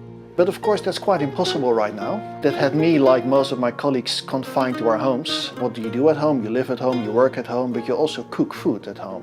And I like cooking food. And to buy the ingredients, one can to the open air market. But I noticed, of course, that Corona also was having its impact there in how people behaved. And I figured, ooh, that's interesting. You can work from home, that's all well and good, except that at some point, even if you have a nice place, you start noticing the walls rather a lot. Then I started thinking like, hey, one of the few places that has remained open is this marketplace. So why don't I go, because I like that place anyway, and find out how is the normal of the market, if you like, maintained or altered during a pandemic. Initially the thing that I noticed was the change in people. Before a market is like, I guess, many markets, crowded, bustling. All of a sudden that was no longer possible, but the market was one of the few places that remained open, which meant larger spaces, spaces marked out where you can stand. And then the question is, do people keep to it? And initially, many people did not. They just stayed away. So they did not even ignore it, they just didn't come. Which meant the market got very quiet at times. Ja, ik ben er een tijd niet geweest, hè, op de markt. 2 jaar niet geweest. 2 jaar? 2 jaar, ja. Zo, ja, corona. And I also noticed that people started to spread out, meaning that really worried people would come early in the morning to do their shopping when there was no one around, and then others would come a bit later. And as this progressed a bit further on, you started noticing that people started to discover, if you like, a market. People who did not come there before, thinking, oh, well, everything is closed, this is open. Right now, the market is, well, quite a bustling place most of the time. Young people who were not there before, lots of tourists, and people who are lonely or who are homeless, who would ordinarily walk in these busy shopping streets. Yeah, now also kind of converged on the market. So the market's got this secondary social role for people to come together. En alle thuiswerkers die kochten meer koffie omdat ze koffie van mij drinken in plaats van koffie van de baas. Ja, die is ook beter dan op de IVA. Dus daarom willen ze ook allemaal thuis blijven werken. Ja. Maar als je er nou zo terugkijkt, zo het hele afgelopen coronajaar, ja. Zie je dan verandering? Behalve dan dat je meer kwam? Ja, de markt is populairder geworden volgens mij. Ja. Ja, de markt is weer een beetje herontdekt. Dus hebben we de koffie gemalen? Ja, graag. Voor zo'n percolator. Ja, doen we. Ja. These people have a story. And they have an idea of what is important in how a market functions and what their role in society is. And it's interesting to see how they think about their own role and, well, usage, if you like, in society in these corona times. It is a special crowd. They kind of look down on people working in supermarkets because they don't really have the knowledge about the product. And they kind of like, we're here all the time. We know what we're doing. We stand on our feet from 8 in the morning or earlier until 5, 6 in the afternoon. And whether it's raining or the sun is shining, I need to be here. Now, I've always liked cooking. If I want to get nice artichokes, well, the market. Interesting fish that's in season, the market. This morning I bought chestnuts.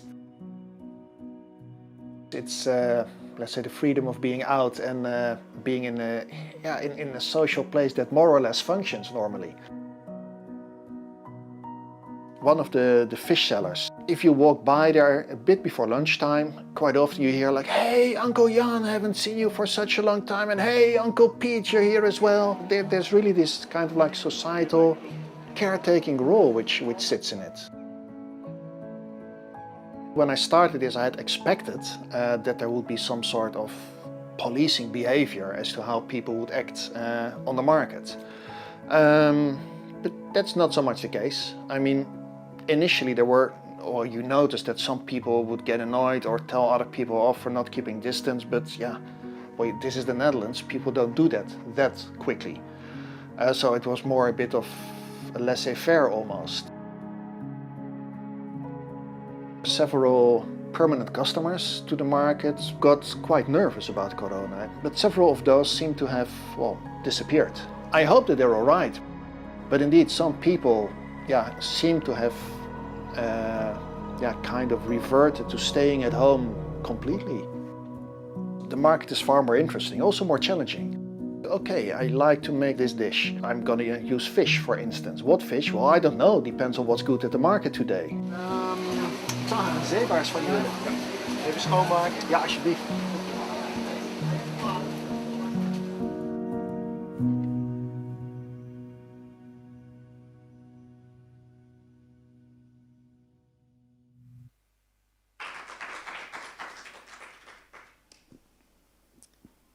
Just a few words about the films and what it was like to make them.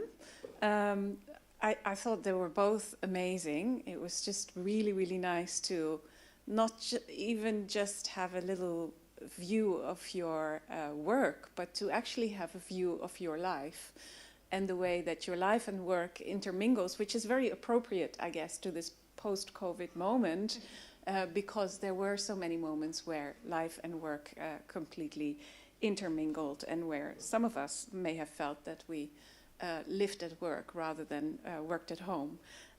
But Saskia, do you want to say a few words? I love the film. I mean, how did you approach it? Did you think about it as a kind of academic output? Did you think about the structure in a way that you would with a written form? Or how did you approach it? How did you experience making that film? Thank you. So I think the film is really the work of the makers. Are they here? No, they're not, huh? Oh, hey. Like it's their story. So I didn't do that much work. It was really André who called me, and then we talked, and then he was like, okay, so this is the story I want to tell. And then the story changed a bit when Martijn was there, so he took over the actual filming, and they spent 5 hours, and I felt really almost pampered, like they were so interested in my work. I also felt that they really got it, and there was some connections, well, pretty obvious connections, right, between the topics that I study and my family history that they saw, but then they also saw other ones that I never thought about that way, and yeah, I rather like throwing all of myself into my work and not having really like walls between, like, I don't know, the personal or the academic or. But so far I've done it in my teaching much more than in my research. So I cried a bit when I saw it. I might cry again. But it's not sad. It's the kind of like when you cry because something really touches you. So most of my students have seen me cry multiple times. I also cry easily, but also because I really care about what I do. So, but I haven't cried so often before colleagues before. So maybe I should get there. Like the movie is part of of sharing that part of myself with colleagues as well. Yeah. So thanks. Well, maybe it's a good moment to have a round of applause for the filmmakers.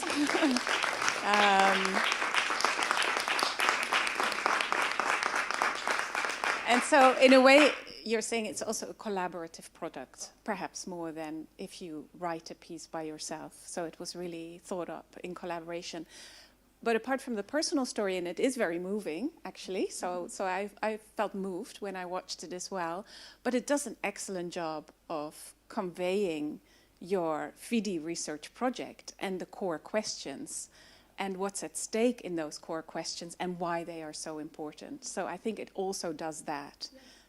So thank you very much, Saskia, for making that film with the filmmakers and with us. And I hope you can also use it to show some of the FIDI work and the important work that you're doing. It's really a great film. Thanks. So I'll ask Laurens a few of the same questions. I thought it was so we were in Utrecht on the market, which I think we were supposed to mention, but it was also clearly visible for anyone who has ever been to Utrecht. I really liked the film. It was almost like an ethnographer locked up at home who, who can't stand it anymore and who sort of goes out and observes the thing around him. But I also thought it was incredibly inventive, bouncing forward in that language of sort of seeing what is going on in the local community. And do you want to reflect on how you approached the film, what it was like to participate in this project? Yeah, thanks, Marieke. I'll just talk in this direction rather than straight at you. Yeah. No, actually, it was a lot of fun. I mean, Sarah just asked me a week before or so because I was away, and I thought, yeah, why not? But of course, it also made me reflect because indeed, most of my research is either in Indonesia or in Nigeria, where I clearly am not. And in a sense, we're very lucky because all of the fieldwork for those projects had finished. So we're writing on that material right now. But yeah, as I said in there as well, if you just sit at home, it gets boring. And I thought, well, what shall I do? Well, as said, I like the market. Let's go and see what happens there. But it was a huge change going from all those far away, completely different locations to what is literally next door to me. And that's also a difference, because if I write about militias in Indonesia, they generally read what I write because they have academics in those groups, so they can get a hold of the material. But it's still far away. The market is next door. And then when I got the news like, oh yeah, they want to make a movie of it, it's fine. They want to make a movie on the market. I say, well, hold on. That's my market. They go away again. I need to come back. So I'll go there early in the morning and ask them if it's okay if somebody starts running around with a camera. And I got there early in the morning and said, oh yeah, he's already here. That's fine. And indeed, Martijn was already very happily taking all sorts of shots. And I thought, oh, let's try and find him. Couldn't find him, but everybody kept telling me, oh, he was here just 2 minutes ago. And it was like... But he found me in the end. And then indeed, it's this combination of reflecting on what it is that you're doing there, how it relates to your normal life. And in that sense, it was also, because this market research is, well, research in progress, it's a way of finding out, like, what is it that I can tell about it? And the results as such are a bit hidden in the movie, but I guess that quite an important thing that it shows is, well, how normal is normal, and how people try to maintain a sense of normality by going there, and how for some people that worked by not coming there anymore. For others, it became a new interesting place within their lives because they couldn't go anywhere else. And how on the whole, pretty much, that's what many of the sellers say, actually not that much changed due to COVID. So that's actually, COVID is being considered as something that impacts us a lot, and it does in many ways, but in other ways, life seems to go on as if it wasn't there. And I hadn't realized that until these people started telling me, but yeah, I thought there was some truth in that.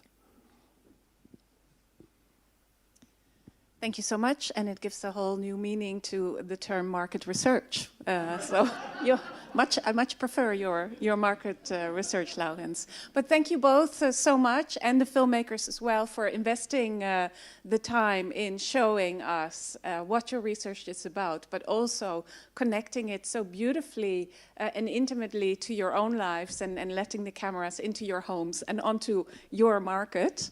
I really enjoyed it, and for people who are here or people who are watching the live stream or perhaps viewing this later on, we do make these little films, I think, every year at Harvest Day. So we do give people the opportunity to make a little film about their research, and it is a valuable thing to have and to participate in. So yeah, if anyone is interested in doing that next year, please talk to Sarah early. Don't wait until November.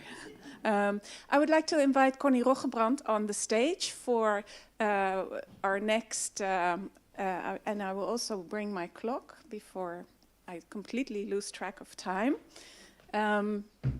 But what we will do is to talk a little bit about books and your book in particular, Connie. And as I mentioned at the beginning of today, we thought it was appropriate to spend some time on thinking about books and celebrating the monographs that have been published. And there are many, so we have a bunch of books, and I'm sure there's more, but these are just some of the books that have been published by AISSR researchers recently. Yeah, some really amazing stuff. I think Ursula Pirate Land, she's doing a book launch somewhere later in November. If you're interested in joining that, we can share the information. Annemarie Mol, I'm talking to her and trying to convince her as well to do a book launch. We'll do something for eating in theory, and those are just, I think the Pragmatic Inquiry did a book launch. You can probably still view it on YouTube. And so we have a richness of book publications. We don't want to suggest that it's more important than articles or films or reports or any of the other types of things that we do. But we did think it was appropriate in the discussion on good science, slow science, coming out of the pandemic. This morning we've heard as well about, the importance of the space for reflection, time to think, time to hesitate, and we thought it was a good moment to sort of celebrate books, celebrate monographs, and also ask the writers of the books what it means, how it's done, and how you find time and how you manage to claim time for such a large thing as a book project in the middle of the huge pressures of academic day-to-day. So, long story, but I'm here. I'm so glad you're here, Connie, to tell us and reflect with us about this. Connie is a senior lecturer, UHD, at the Political Science Department, and also a program manager of the Political Science Master Program. We're talking about the book called Politicizing Gender and Democracy in the Context of the Istanbul Convention. There it is, which examines the opposition to the Council of Europe's Istanbul Convention and its consequences for the politics of violence against women. So do you want to tell us a little bit, because before I start telling what your book is about, it's much better if you do so. So please give us a sense of what the book is about. Yeah, so thank you for this invitation and talking a bit about the book, but also like what it's like to write a book. Oh, sorry. Yeah. So, so Laurens just talked about what happened to him during COVID and how it shifted his research agenda, and I must say that the book is also a bit of my COVID project in a way, and it's also, we've been talking about collaborative science. It's a collaborative project. It's not just my book. It's a book. It's co-authored by me and Andrea Krishan, my colleague from the Central European University. So it's also a joint project and not just my own work, and I think that's also what made it so nice to do. It's not just on my own, and that also made it during COVID so nice. But let me tell a little bit about what it's about, right, in a nutshell, which is difficult because, of course, it's a book, right, and this is why it's a book, so it's not a nutshell, it's quite a complex story, but it is about the contestation over the Istanbul Convention, the opposition to the Istanbul Convention, and the Istanbul Convention is a Council of Europe Convention on violence against women, so it is there to prevent violence against women, to punish and to do something about violence against women. This convention is quite a groundbreaking convention. It was issued in 2011 and it came into force in 2014. When a quorum of countries actually ratified it. It's ratified by quite a number of member states of the Council of Europe. So the Council of Europe is bigger than the European Union.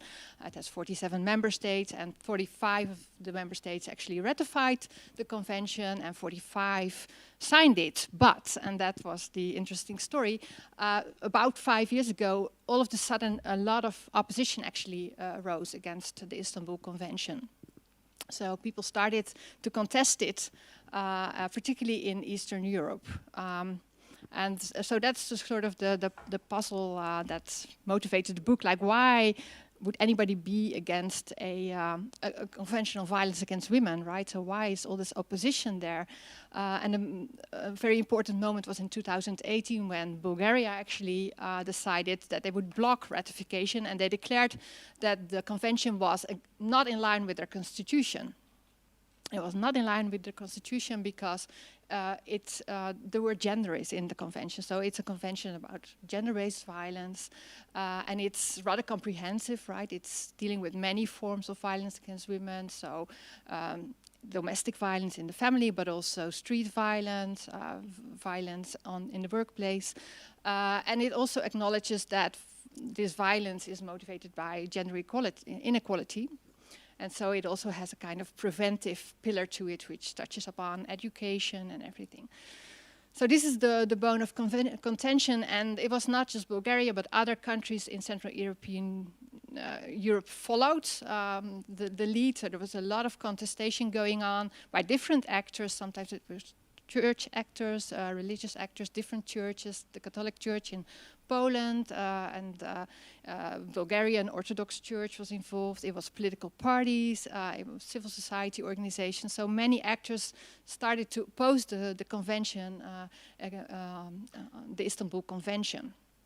And they argued, well, this convention is actually not about violence against women, but it's a kind of instrument to impose upon us gender ideology. So this comes under the guise of a convention, but it's actually a Trojan horse, and it will impose upon our countries gender ideology, which is not in line with our traditional values and norms, and it is actually, you know, an imposition from the West, imposing liberal values on us. And all this imposition was quite successful in a number of countries, and this was why it was interesting to look at different countries. So we compared 4 countries, Bulgaria, Poland we all heard about, where actually the convention was ratified, and now they want to withdraw from the convention. In Hungary it was blocked by the parliament, and the last country we looked at is Croatia, where there was also a huge opposition, but where actually there was ratification. So that was the kind of puzzle we had in the book, like what's happening and why do we see all these processes going on, what is contested, how it's done, and why do we have different outcomes. So that's in a nutshell what the book is about. Yeah.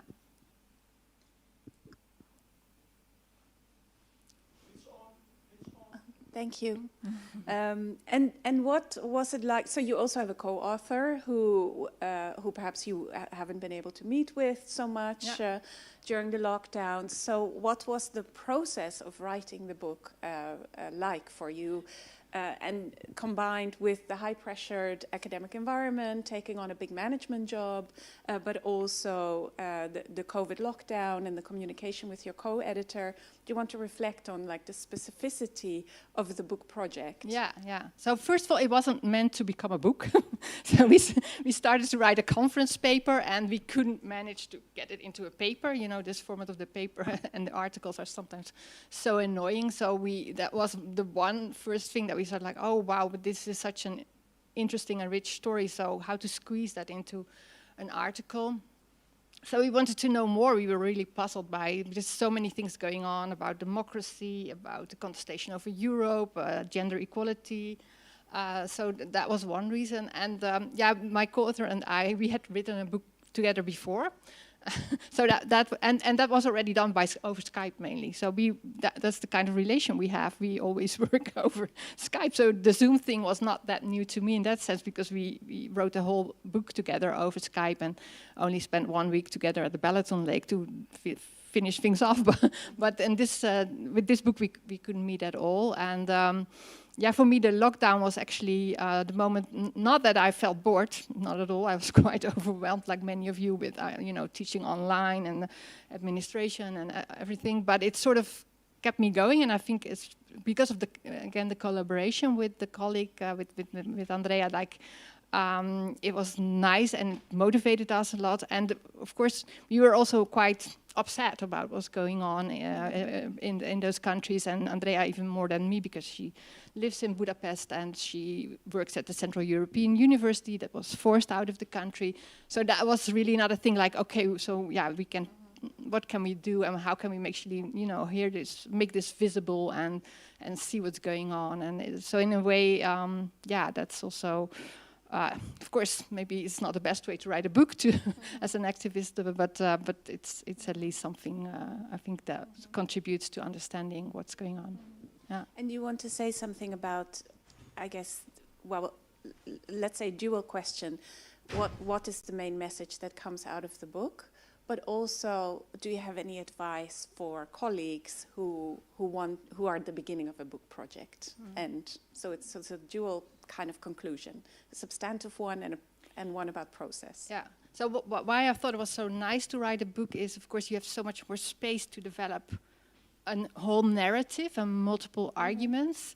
And again, like I said, there's so much going on, right? So there's this whole question about democracy and democratization processes in these countries, and how is that related to gender equality, for instance, the position of civil society, women's rights. I mean, we all tend to believe that there's a progress in these kind of rights, but then there is also backsliding and dismantling. And also seeing all the complexity of all these different actors that were involved, because we sort of thought, oh, this is, mostly right-wing actors, but it was not only, and in every country it was different actors. So yeah, there's a lot of complexity, but I think the message or the central point is really to understand democracy in a, we as political scientists, we sometimes do have a bit of a narrow understanding of democracy, and I think looking in this more rich way at democracy and at processes, that was really one of the interesting takeaways from it. Yeah. So I hope in that sense that it also helps me to, it's a starting point for engaging in multiple different debates going on in different fields. And yeah, a book does that, I think. Yeah. Yeah, great. So good argument as well for the value of the form of the book and the sort of staying power, I think, of the monograph. Thank you so much, Connie, for talking to us and celebrating the book. Yeah, and I will have a book launch as well. Yes. Exactly, we can still have a book launch in addition. We have one more book to celebrate by Pamela Prickett. She is not here, but I think we have a little film, is that right?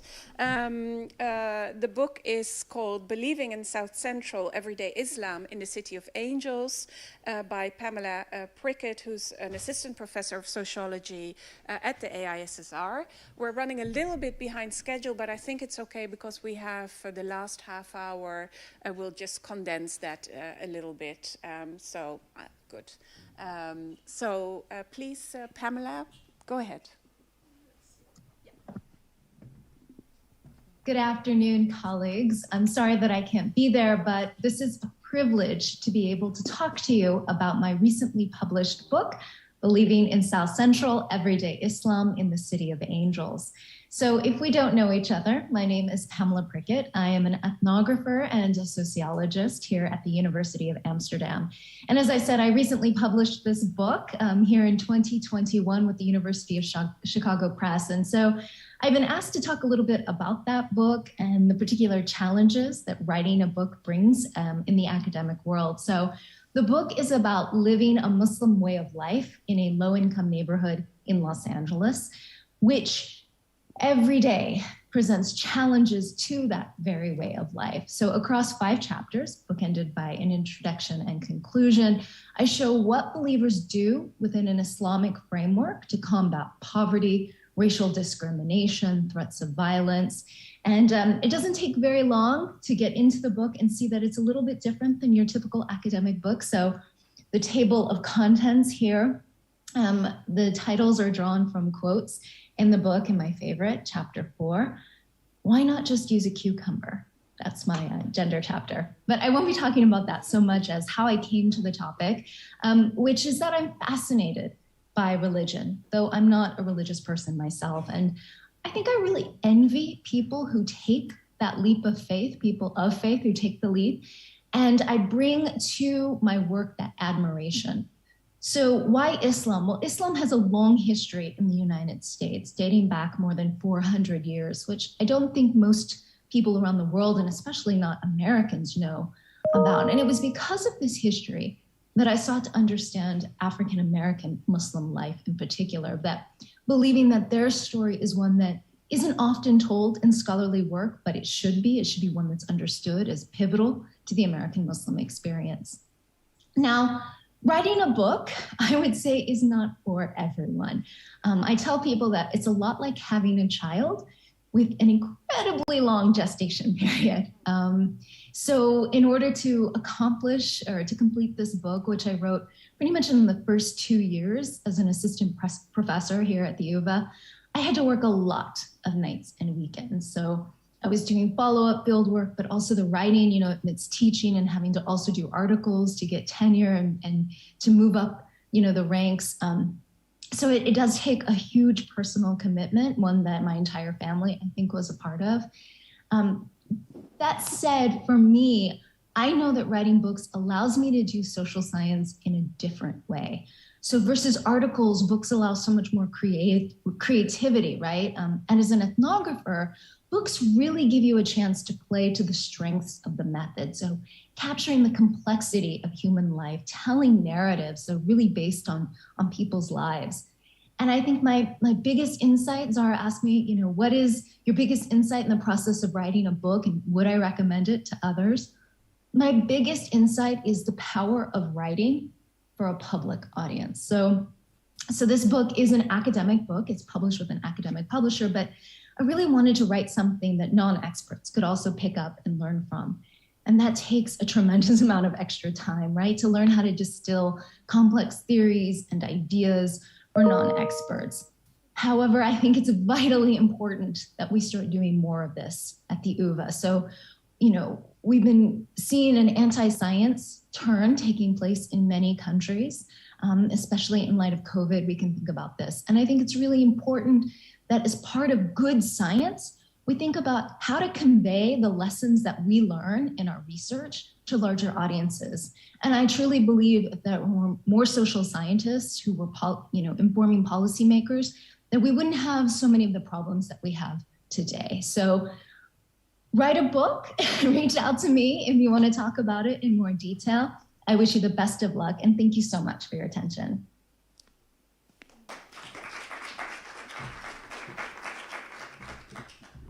That was so nice. Thank you, Pamela. If you are viewing this on the live stream or otherwise, we can thank you later. It was great to have the insight. Such a shame Pamela is not here. Obviously, there would be more to discuss about what we can do within the domain to facilitate the book writing. So the fact that, you know, the article pressure went on in the meantime is something that we might want to have a conversation about in the context of good science and the report we were discussing earlier today. And of course, a great shame that we can't ask about the cucumber and what's going on there. But interesting to know that everybody, that the author also has favorite chapters. I think that's very nice. And something I recognize. So what we're going to do next is we're going to listen to pitches of new research themes, potential new research centers, already established new research centers, and new research themes that are coming up from our community. And the idea is that if we pitch them here, if we share them here, then researchers in the AISSR community can get in touch with the people who are taking forward and taking the initiative with these research projects, and they can sort of connect and reach out, and if there is a theme that you are interested in, that you are working on, you can get in touch with the next speakers and show your interest and be connected. And I've learned earlier today that we should discuss our everyday ethics and make it transparent and put it on the table. And in that sense, I think we can be explicit about the fact that there will be new faculty research priority areas awarded. The deadline is in January. And the pitches that we are about to hear, I think people are working on putting together consortia for application for perhaps the coming January deadline, or perhaps also later, because there will be multiple rounds. So I think it is important to know that these initiatives are being taken. I think it's important to be transparent about the various themes and initiatives that are arising bottom up. I think it's important to give people, especially also people who haven't perhaps been with the AISSR for very long and they don't perhaps know what's going on in all the other departments. So I think it's important to give people a chance to connect by showing these bottom-up themes. So what I'll do is I'll introduce all the speakers so that I don't have to get up each time and interfere in the middle, and we'll just hear from 5 different people in a row about the thematic pitch, what they are working on, and then after that, people who are here in the room can speak informally to the theme leaders, but people who are not in the room can do so at another moment. So we will hear from Professor Jeanette Gupta about the theme of sustainability, from Professor Daniel Muge about the theme of artificial intelligence and politics. Should I mention the disciplinary affiliations? Perhaps you can also do so yourself. It's interdisciplinary exercise, so I'm not emphasizing your disciplinary evaluations. Dr. Abby Steele is here to talk to us about the Center for Conflict Studies that is emerging or has emerged in the AISSR. Dr. Nikki Pauw about the regenerative societies theme, and Dr. Gijs Schumacher about the theme of polarization. So please go ahead in that order, and then after that I will come back to the stage to finalize the proceedings. Jeanette, the stage is yours.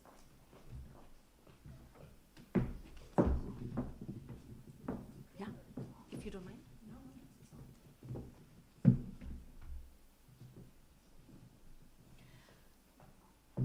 Good afternoon, everybody.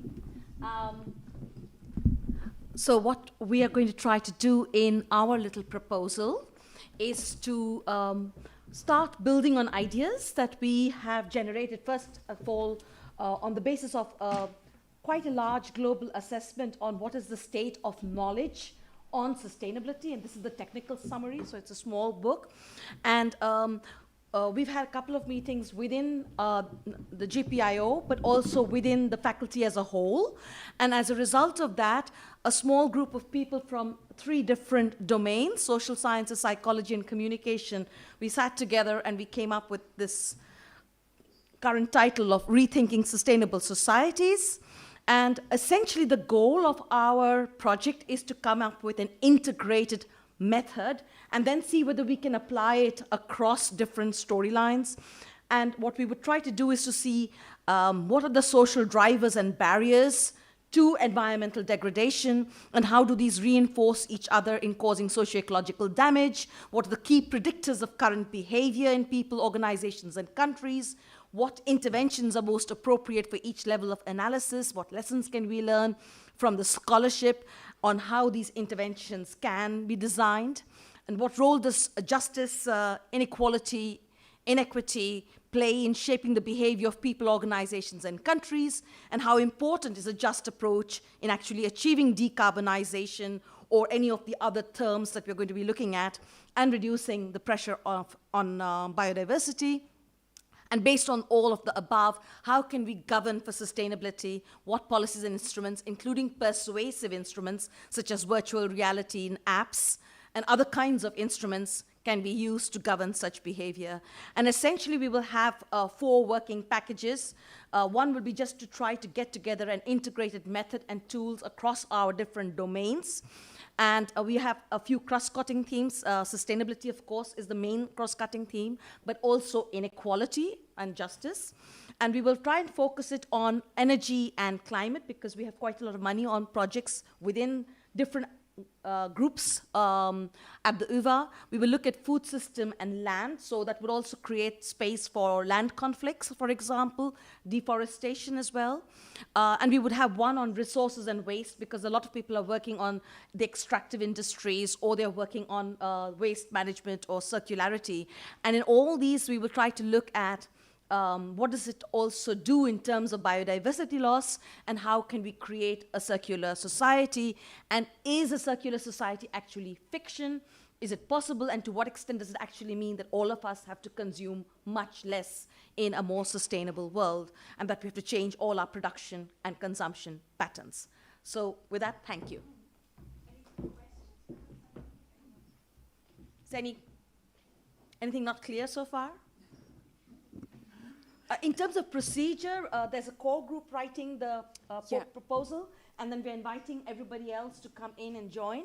In terms of budget, the idea is we would have 2 multidisciplinary or interdisciplinary PhDs, plus a lot of small amounts of funding for anybody and everybody who wants to join in specific projects. Okay, so people who are working on these issues or people who are interested, they can be in touch with you. Absolutely. Good, great. Thank you so much, Juita. Daniel.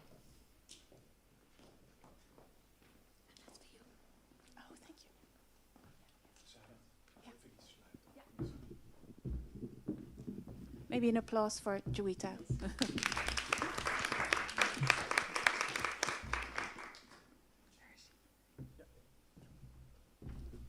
Yes, thanks very much, Marieke. Thanks also, Sarah. The topic of artificial intelligence is one that came up in a collaboration so far between different researchers within the AISSR and mainly the communication sciences. So colleagues with whom we've been in discussion were, for example, Marie Rosekrans-Lindegaard from the sociologists, but also, for example, Eva van Rijmersdaal or Sanne Kruikenmeijer from the communication science, Peter Turnberg from GPIO, Claes de Vrees also from communication science.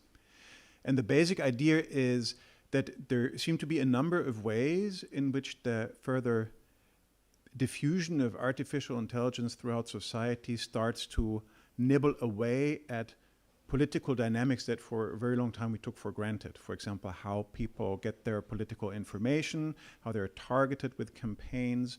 And so this is a way of basically bringing different disciplines within the FMG together to reinterrogate certain basic assumptions about how politics actually functions in an age of AI. And we've identified 4 particular areas that we'd like to focus on so far. This is work in progress, so it's very open to additional ideas. The first one would be a question of what AI actually does with politics. So, for example, many people have talked about filter bubbles that are driven by algorithms as ways of how people get their political information, how it feeds, for example, into polarization. Right? So these would be broad political dynamics. Think of elections and these sorts of things. Then there's a second cluster, which is basically asking the same question, but then in reverse, namely trying to understand what politics then does with artificial intelligence. Just in the recent years, many jurisdictions have started to develop rules and regulations for doing something with artificial intelligence. For example, because they fear discrimination that is automated through algorithms that pre-sort CVs, university applications, loan applications, all these sorts of things. People also worry about extensive surveillance capacities that end up in the hands of authoritarian governments and the like. And so the question of how do we regulate this technology is one that's really become very urgent and just in recent years has risen on the political agenda. So there's a whole range of governance and regulation questions here that we're interested in. And then there are 2 additional clusters. One is about the politicization of artificial intelligence in the first place.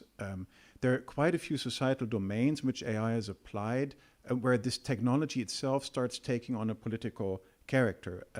So, for example, it's used in predictive policing, assigning police forces, repressive forces to particular neighborhoods, for example, on the basis of predictions of where problems are to be expected, but also things like automated surveillance of public space, for example, to preempt forms of violence as predicted by an AI system when it's hooked up to CCTV cameras, or, for example, how automated algorithms on TripAdvisor, Yelp, or Airbnb reconfigure cities by automatically sending people in particular directions and designating areas as desirable and these sorts of things, which has a whole range of knock-on effects, some of which we can observe in this very city here in Amsterdam.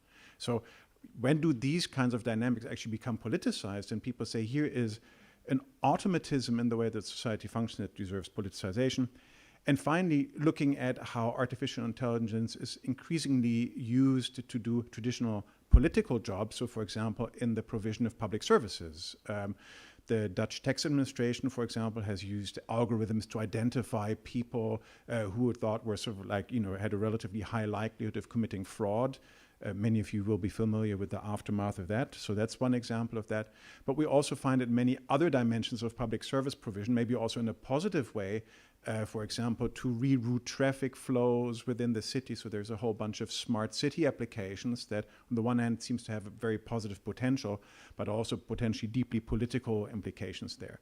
Taken together, these are 4 themes that we've already identified where there seems to be a real thick intersection between artificial intelligence on the one hand and politics on the other. This is an open list, so to be continued to be built.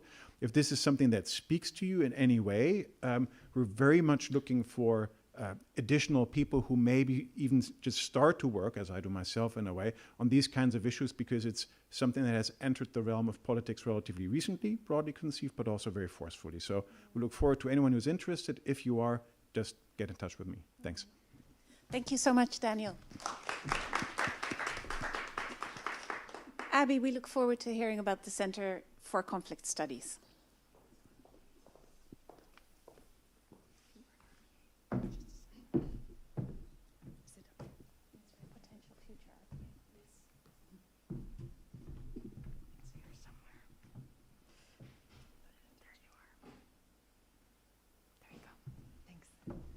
Okay, hello.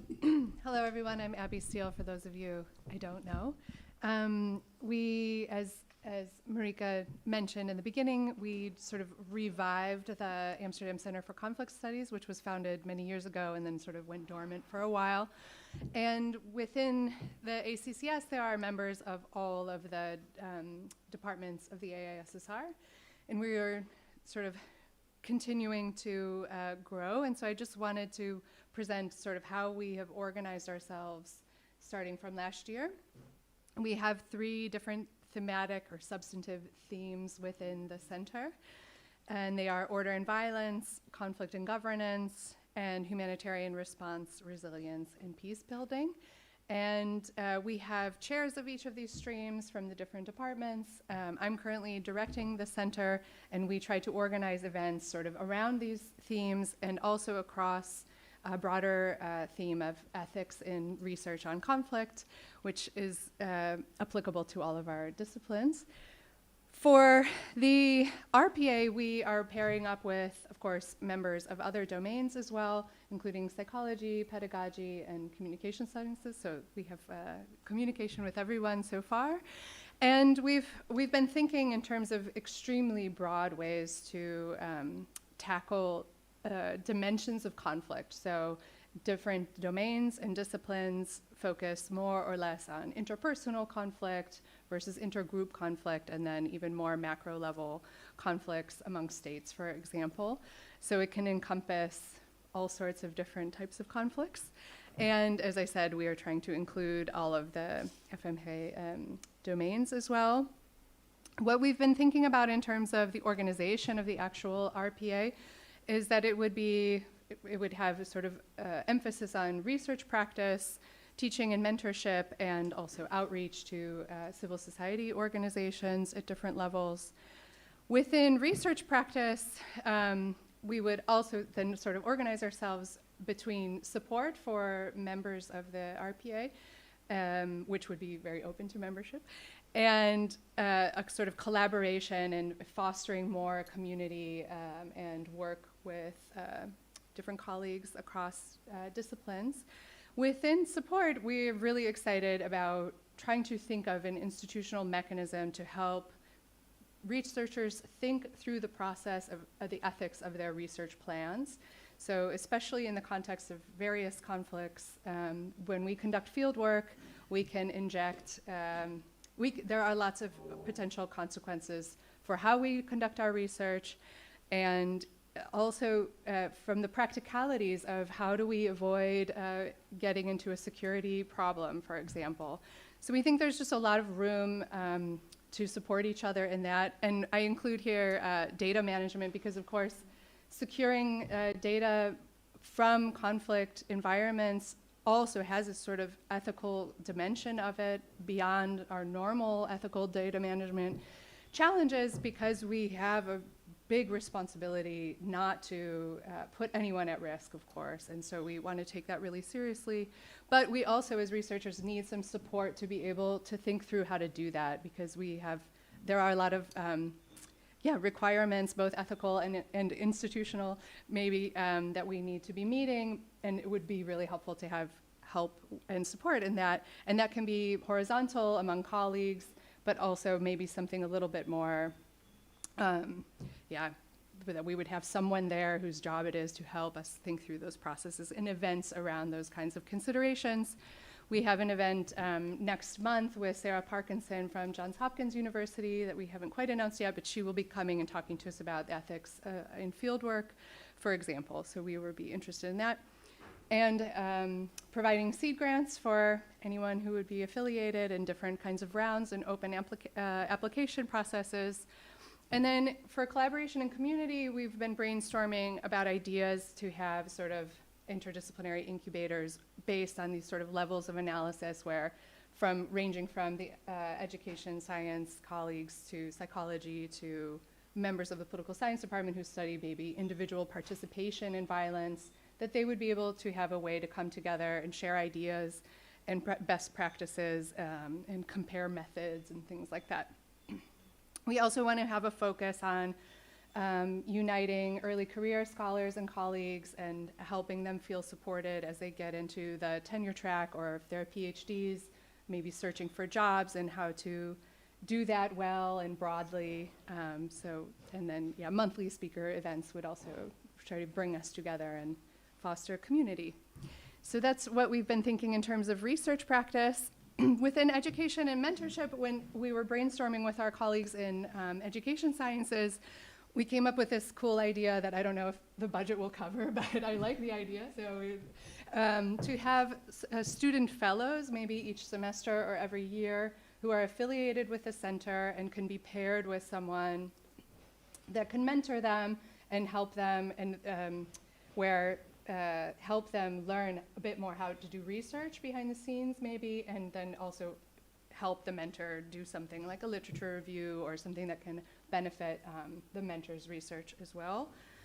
And then we have 2 minors within the FMG that are very closely related to conflict, the violence minor and the conflict resolution and governance minor. And so we don't really have a concrete way to think about what we would do to integrate that yet, but we are thinking about that. And then we would also want to create some kind of mentorship mechanism between early career scholars and more advanced faculty members.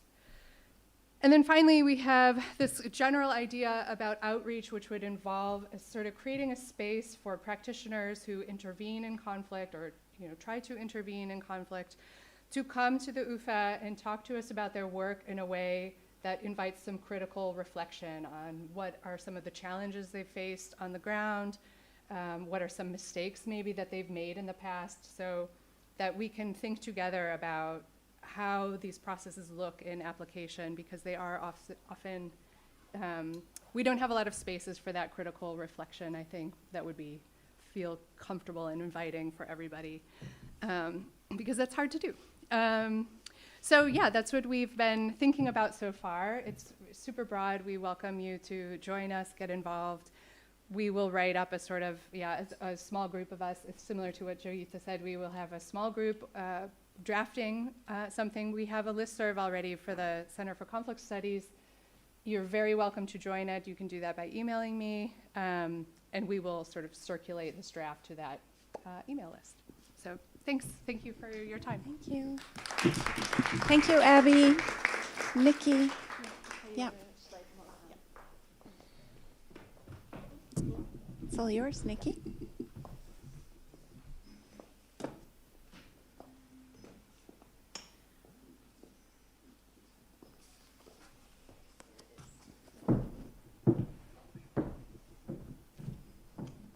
Thank you. Thank you, Sarah, and thank you, Marieke, for giving me this opportunity to talk about a proposal for another research priority area, and that is on regenerative societies. I'm also presenting on behalf of Michaela Hordijk and Mica Lopez Cardoso. We are from the group Governance and Inclusive Development, but it is an idea that is under discussion also with other groups within AISSR, and also with one of our colleagues at the Natural Science faculty, I should say. Topic is regenerative societies. Regenerative societies, what are these? These are societies that are organized around processes that restore, renew, or revitalize their own resources of people, energy, and materials, ensuring that the capacity of those is sustained and nurture all life. And with societies, one can think of countries, neighborhoods in cities, or even a university. In the 2 minutes that I've left, I'm going to briefly say something about the relevance, why this is important, what can be done, and how it can be done. We live in a time, as you all know, of increased economic fragility. This is witnessed by the recent crises.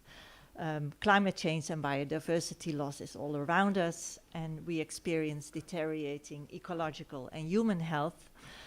Amidst prosperity and growth, but also in times of decline, there is unjust and rising inequality. And last but not least, there is loss of cultural diversity, including languages, for example, and alternative ways of knowing of minority groups and indigenous communities. So what can be researched?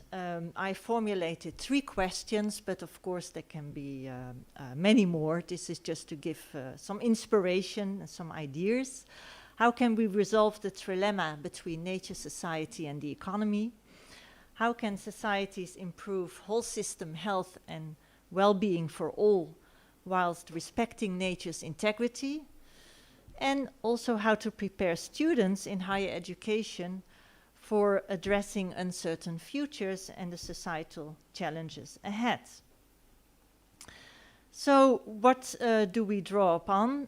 Of course, a lot of ongoing work within our own group and our own departments on theories of inclusive and sustainable development, but also alternative ideas on new economic frameworks and models such as the well-being economy, donut economy, or degrowth ideas. In the broader social sciences, including in health studies and pedagogical sciences, we draw upon relational pedagogies and regenerative education, work that Mica Lopez Cardoso and Michaela are working on also. In political sciences, I can imagine that we are informed by social justice theories and transformational governance to learn how to embark upon this transformation towards regenerative societies. And yeah, I also want to mention natural sciences and interdisciplinary sciences with whom we collaborate on systems thinking theories and thinking anew about human nature relations in order to find ways to align human consciousness and action with living systems principles. For example, the way a forest grows back after a fire, what can we learn from that about human societies where we deplete our sources, materials, and people very quickly? If anyone is interested, you can contact me or also ask questions to Michaela or Mica Lopez Cardoso. We're still in the early stage, so you're welcome to contribute with your own research and ideas. Thank you. So I've been working with a couple of people from psychology, communication science, and education science on the topic of polarization. And we approach polarization broadly. So we think about the different attitudes people have to different political issues, think about corona, but also climate change or inequality. But also we think about polarization in terms of the different political identities that people have developed and how these impact on the lives of people. And I really want to invite people as broadly as possible, because currently we're really approaching this in a very mechanistic way, in the sense that we're interested in what are the psychological consequences of polarization. How do people that are polarized, radicalized, how do they process information? And how do they learn new things about their information? For example, how do people who are completely against vaccinations going to learn new things about, or more likely ignore the things that are given to them on a daily basis in terms of the information about the success of vaccinations? What is the mechanistic process, even at the neurological level, of what goes on in these people's brains? And so that's sort of the psychology side of the story. But of course, there's a much richer story to be told about polarization. And there are many different research traditions that look into polarization. There's a psychology tradition, there's a formal modeling tradition, there's a political science tradition, and there are probably a few traditions I don't know about. The problem is these traditions rarely talk with each other, and that's the main goal of our intended research priority area, is to sit together and develop ideas how we can create a full pipeline going from all the way from the neuron, what happens there, to the human being who is explaining to us what these people are thinking about a specific political issue, what sort of information they think is important, and how they talk about the identities they have developed and how these inform their political decision making. So that's roughly our plan, very simple, and the structure we have in mind is quite similar to the examples that have already been given, so I won't go into that. If you want to join us, we're not that far ahead in the whole procedure of thinking about it, so feel free to shoot me an email. And so if you want to know the full team that is currently working on it, so I'm Gijs Schumacher from the Political Science Department. There's also Matthijs Roduin and Ilko Harteveld who are thinking along.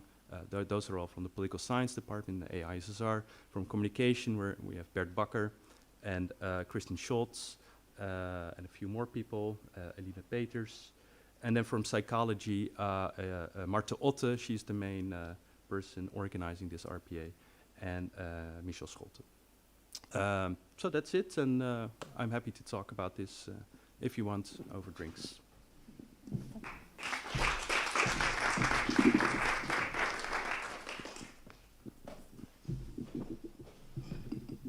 Excellent. Thank you so much to all the people who have pitched. So there is the call for the faculty RPAs out at the moment. All program group leaders should have received an email about it. So if you are interested, you can also ask your program group leader. And if you're interested in any of these themes, so I also want to invite the people who are in the room, please take the time to speak to the people who just gave a pitch and ask them lots of difficult questions about what they are doing to help them sharpen the proposal, and also express your interest if you're interested in joining any of these projects. And I just think it's great to see the new themes and the new collaborations coming up in the AISSR, and some of them are related to themes and centers that we already had, and some of them are new themes coming up to do with the present moment and cutting-edge research agendas. So I also don't want to stand any longer between you and the drinks. I think the drinks are served outside. I want to thank very much inside, right there, actually. Thank you so much for the people who are here, who have engaged so nicely today. I've really enjoyed the program. Thanks to the technical support. Thanks to the people who have joined the live stream on and off, perhaps. And hopefully some people will also be able to view today's proceedings later on. But before we go to drinks, many thanks. Super special thanks to Sarah Runderkamp, who's worked incredibly hard to put this day together, also to bring us together physically. There's some flowers. Yeah, Yomi, just go ahead.